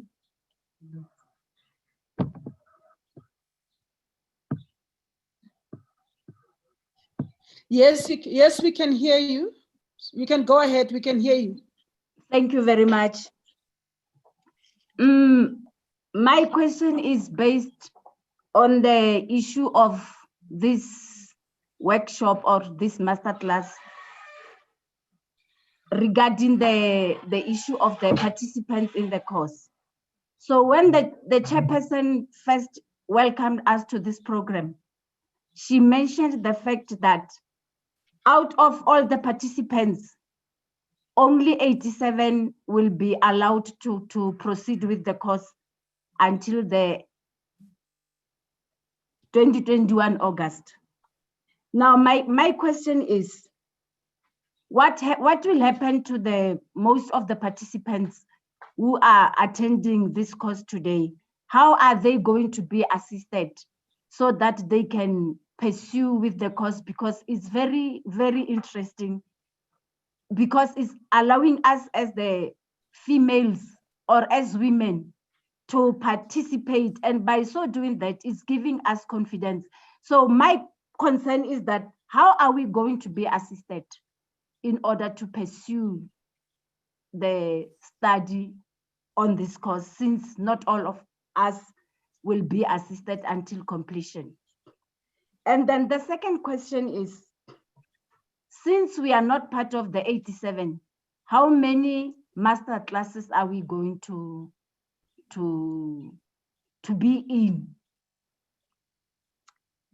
So I think so far I'm happy with the rest of the issues, as long as we can be given the opportunity to be able to pursue study on this course.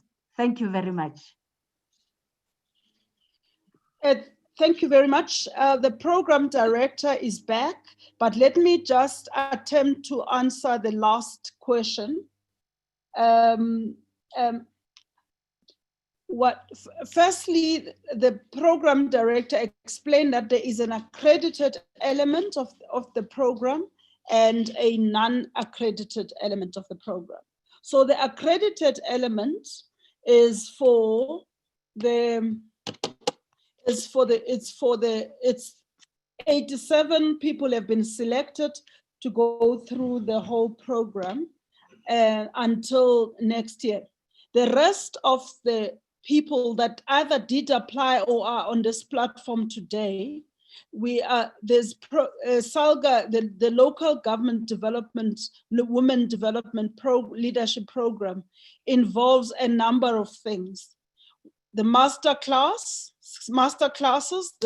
we will have for the next 2-day masterclasses and further masterclasses in November. Again, we'll send out invitations for that.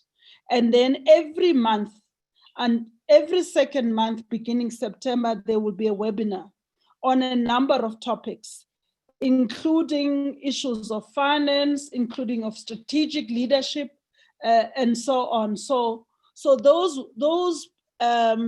members or participants that did not necessarily make it to the accredited element will also be part of either the webinars or the master classes.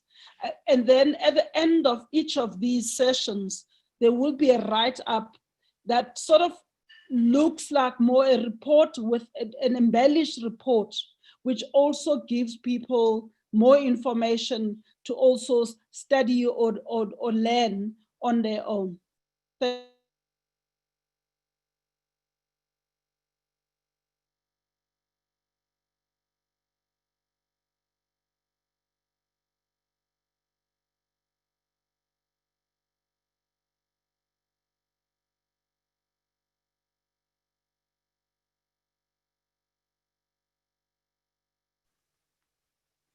Thank you very much.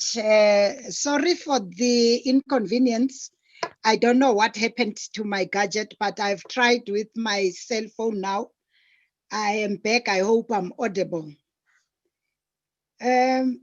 Participants, I think it is in order for us to thank the Honorable Minister for the address. I know her schedule is very busy. The president of SALGA as well, their programs are very tight, but they made time to come to us, and we are happy that we are promised the next sitting together.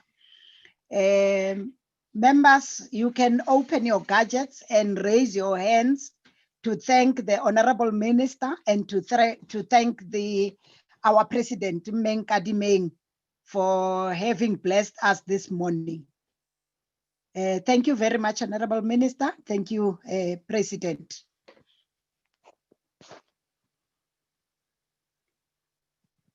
Shall we then continue with our program? Let us, I hope I'm still audible. Let us get to the next item and welcome the Deputy Vice Chancellor. We indicated in the opening that she is not with us here, but we have a video that will be playing. And I won't say much because I can't read there. The cell phone is now so small, the writing, but let us take the video. Thank you very much, Pam, for standing in.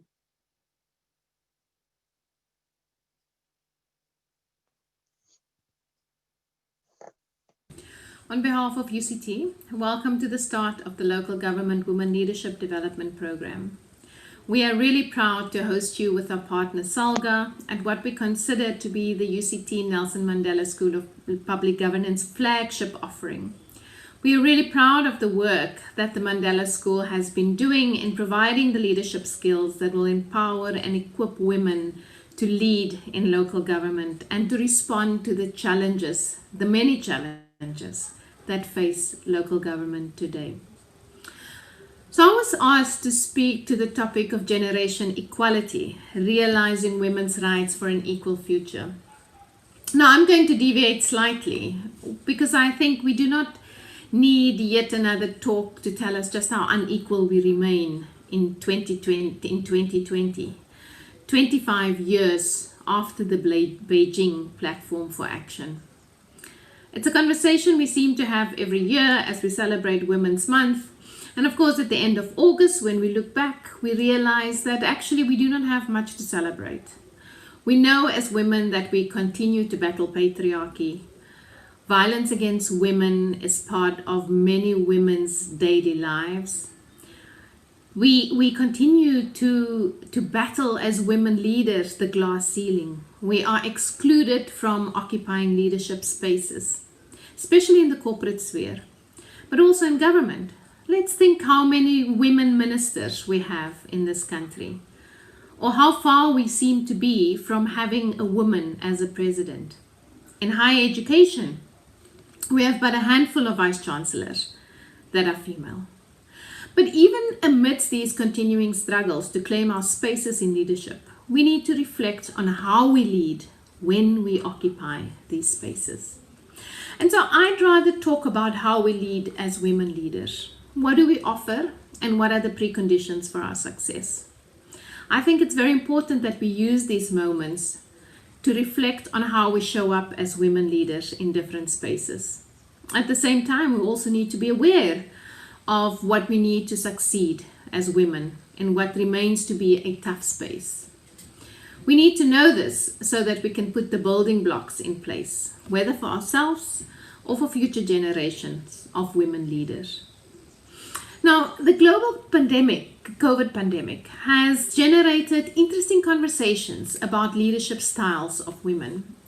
You may have seen the claims on social media that countries led by women such as Liberia's Ellen Johnson Sirleaf, New Zealand's Jacinda Ardern, Germany's Angela Merkel, Taiwan's Tsai Ing-wen, and Iceland's Katrin Jakobsdottir are doing better under COVID-19. And of course, this is quite a shift from the normal male-dominated view of history in which the victories of male leaders and not female leaders are often touted. Now, quite a few research papers on these initial social media claims have now been published, and they all confirm the social media claims, interestingly enough. Two women researchers from the universities of Liverpool and Reading in the UK, Karigbati and Kambambati, have recently published a paper which was cited by Forbes. And they looked at the differences in the COVID outcomes of male-led countries versus female-led countries in the first quarter of the pandemic. And they compared COVID-19 cases and deaths by gender of the country's leader. And they conclude that female-led countries have fared better in terms of absolute number of COVID-19 cases as well as deaths, with male-led countries having nearly double the number of deaths as female-led ones. Of course, they caution that it is not easy to draw anything conclusive from these kinds of raw comparisons, given the massive underrepresentation of female-led countries in the sample. We only have 19 countries in the world that are led by women compared to 174 that are male-led, at least in the countries included in their studies. So to overcome the difficulty of this, they matched each of the female-led countries with their nearest neighbor. But they say even when matched like this, it is clear that female-led countries have fewer cases and fewer deaths, and have locked down earlier than male countries with respect to cases and deaths. Now, I mean, there's interesting critique about this. On the one end, it is said that women-led leaders tend to be more risk-averse. Yet when it comes to the economies of these countries, they seem to not be doing so well. And so I think that's an important critique to consider. And I should just say that in terms of the numbers, a recent analysis from the University of Pretoria and Trinity College in Dublin have similarly confirmed that countries with female heads of state suffered 6 times fewer confirmed coronavirus deaths than countries led by women. So it is clear that this so-called risk-averse approach is also an approach that looks at how do we care for people. It's an approach that looks at empathy. It's an approach that ensures that there's kind of resilience with respect to health and safety. Now, another researcher, Kate McLean, is a professor of international development in Newcastle at Northumbria University, specifically looked at this in terms of leadership styles. And she says that female leaders have been praised for demonstrating care, for empathy, for their collaborative approach. And of course, these skills are typically described as feminine.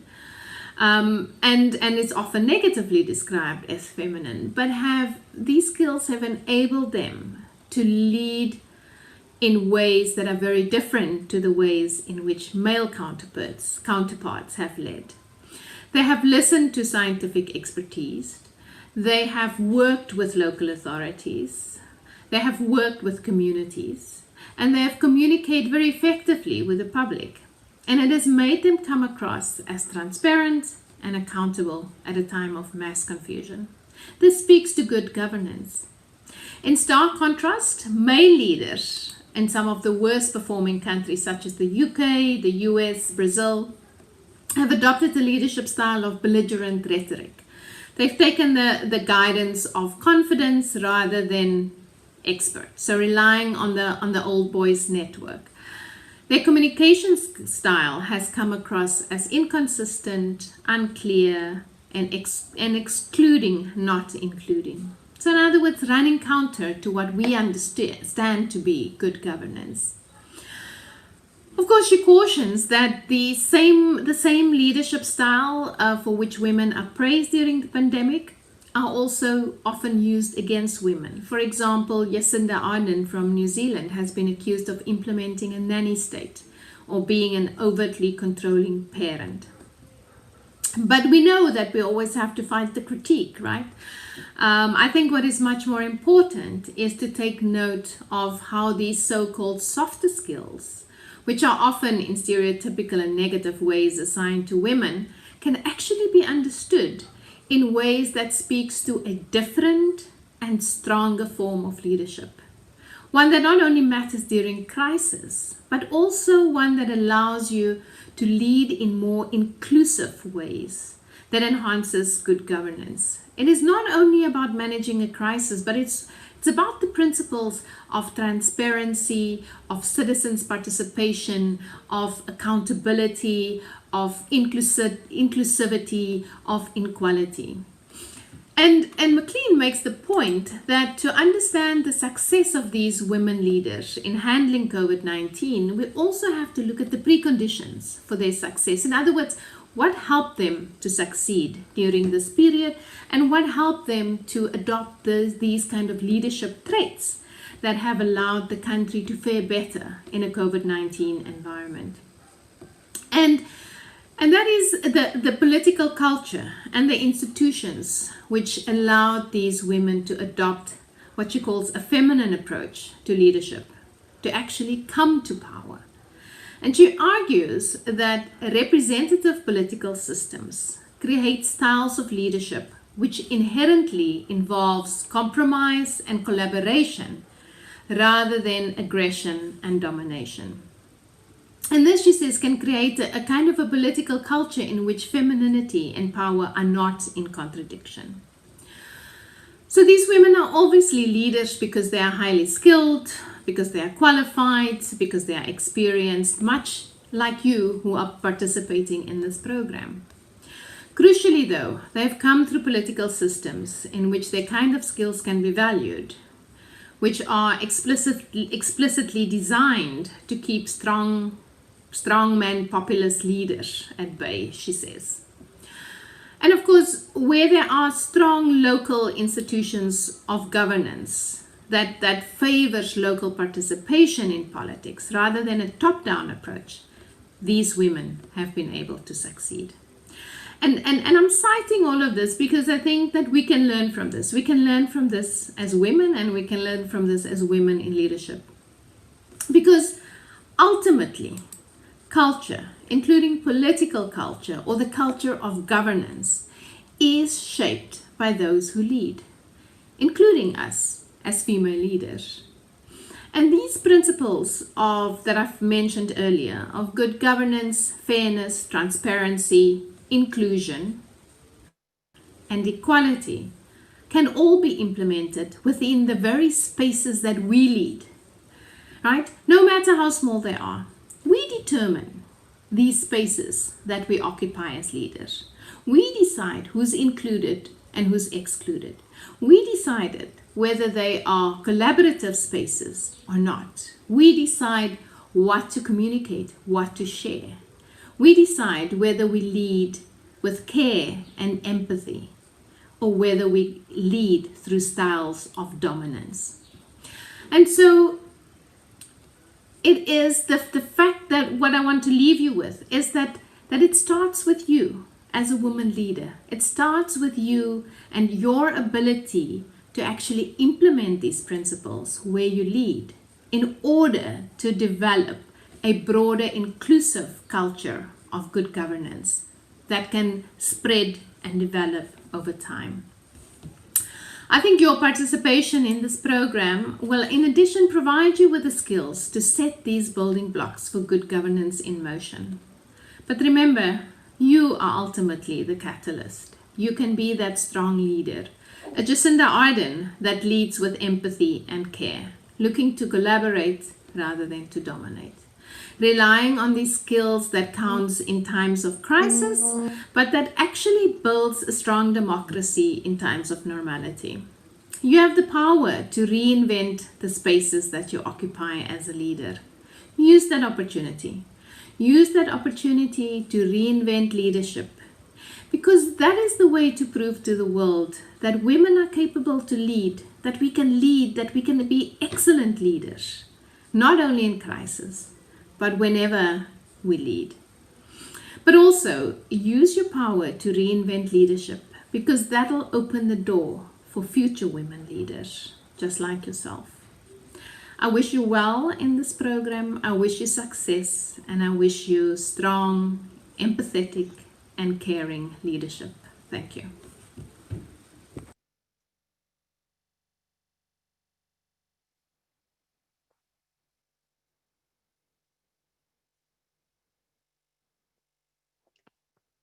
Thank you very much. I hope I'm audible. I can't see now the gadget I'm using here is disturbing me. But thank you very much to the Deputy Vice Chancellor for the nice words. And we are encouraged. She said, how we show up as women, it counts a lot. Now we shouldn't be looking at only softer skills. We must I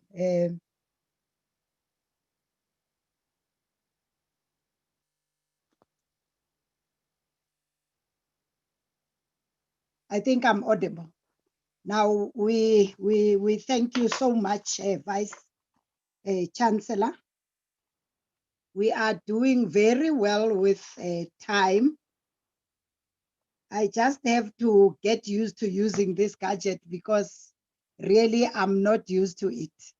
And let me take this opportunity then to thank the Vice Chancellor and get to the next item. Unless if the President wants to come in here, if she's still amongst us. And Pam, you will assist me because I'm lost now. This gadget I'm using really, it took me out, and my program that I was using is on this gadget also. I see there's a message from Gina, which I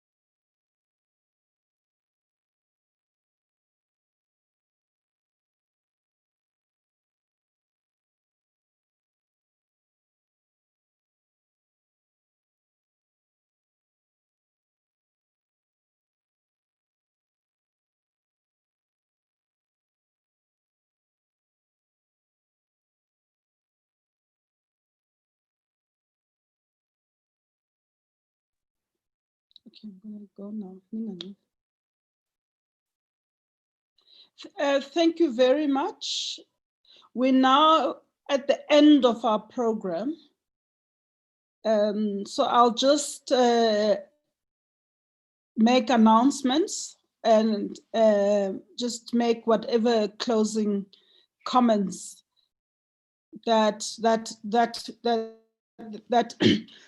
we need in order to prepare for the next 2 days. Firstly,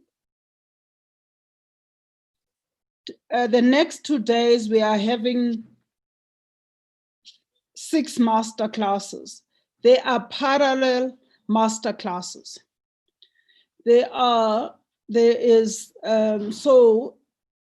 up until you would have received a request, an invitation to each one. So I'm just going to go through the 6 master classes. We're running 3 on each day. Emotional and social intelligence. The moderator is Kubeshni Govender and Nobantu Potulo is the presenter. And building relationships and networks, Pauline Matsaung is the moderator. Nomkita Mona is the presenter. Managing personal stress and burnout. Mapule Letsweni is the moderator. Rachel Adams is the presenter. You will receive, as having registered and selected a master class, you would then receive in the course of today a link to that master class. Why we're sending it late is because we are trying to avoid Zoom bombing. So those people that did register and selected a master class, you will this afternoon receive a link to the master class that you have selected. They start at 9 o'clock tomorrow and finish at 11. And then on Thursday again, there's another set of master classes. Kubeshni is also the moderator of the first one, which is on the ABC of municipal finances. And Ramasela Ganda would be the presenter. Building sustainable local economies, Pauline Matsung is the moderator and Karen Harrison would be the presenter. And managing and involving stakeholders would be the last one. And Jackie Suban would be the presenter. Just note, I know some people are saying they struggled to choose the masterclass, and at best, if the topic doesn't sound,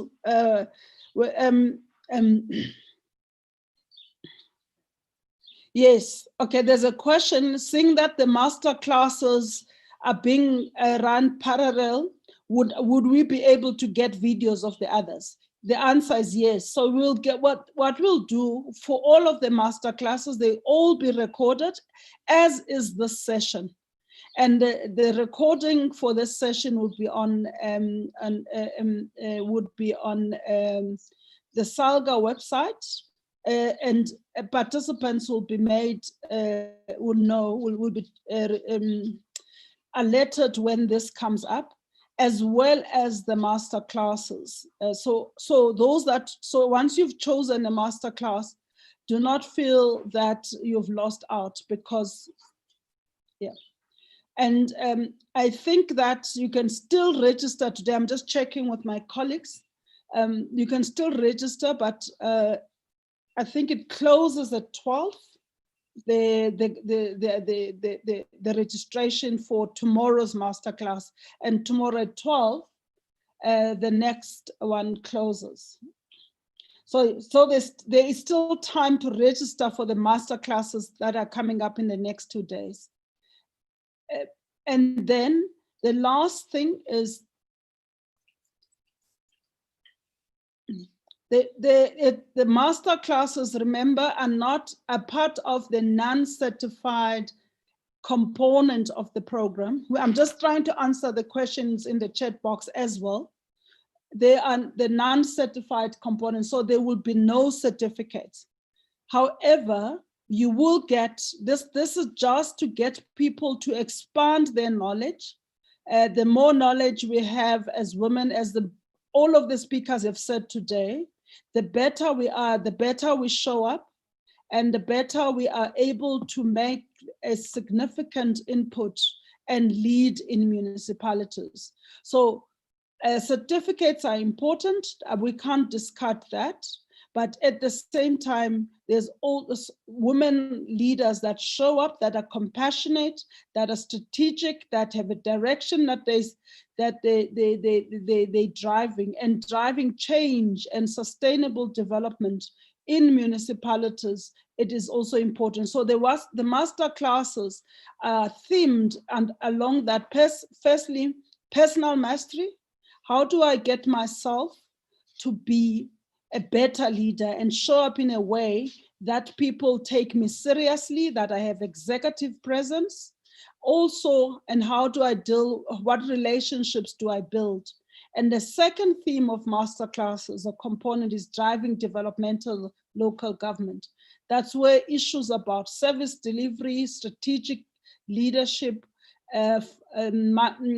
growing the local economies, municipal finance, and so on. So the program in its entirety, by the end of it, we would have women, or the program would make sure that women are better off than when they started. However, they might not all be certified. So just to make that clarity. We will also, as I said earlier on, be writing up, in addition to the recording, and a report. And that report will also bring a little bit of theory as it was covered in the master classes. So that will all be sent to municipalities for women councillors and managers to receive. On that note, let me thank everyone for attendance, and hopefully you would still be joining us on the next 2 days. Remember just one thing: on Friday, on Thursday, the 27th, the master classes are starting slightly later. They're starting at 10. So tomorrow we keep the same time, 9 o'clock, 9 to 11. And then Thursday, which is the last day of this particular series, it starts from 10 to 12. That gives you time to do other things that you have to do during the day. On that note, let me thank the program director for having ran the proceedings so well, and also the 3 speakers that we had this morning. Let me also thank my colleagues that have also worked on this and making sure that this is a successful day.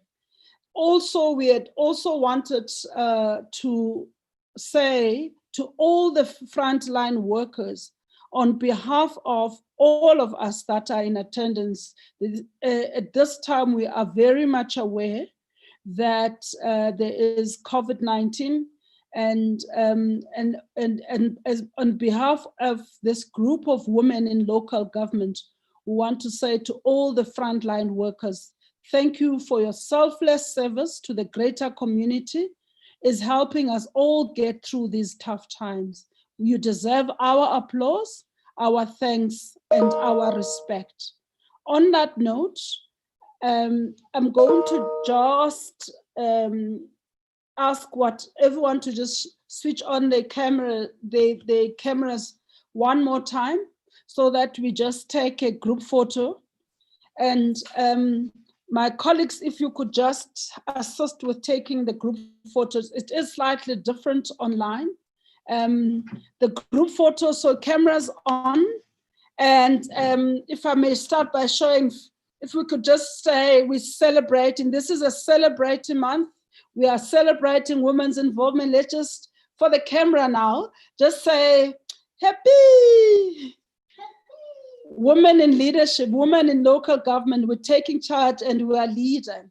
So my colleagues are taking pictures from the various pages. So next page, please.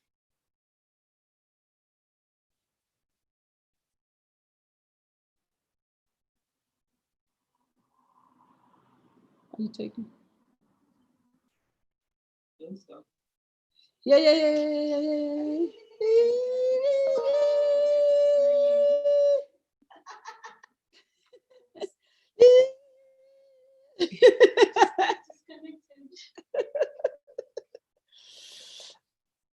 Okay, Malibongwe.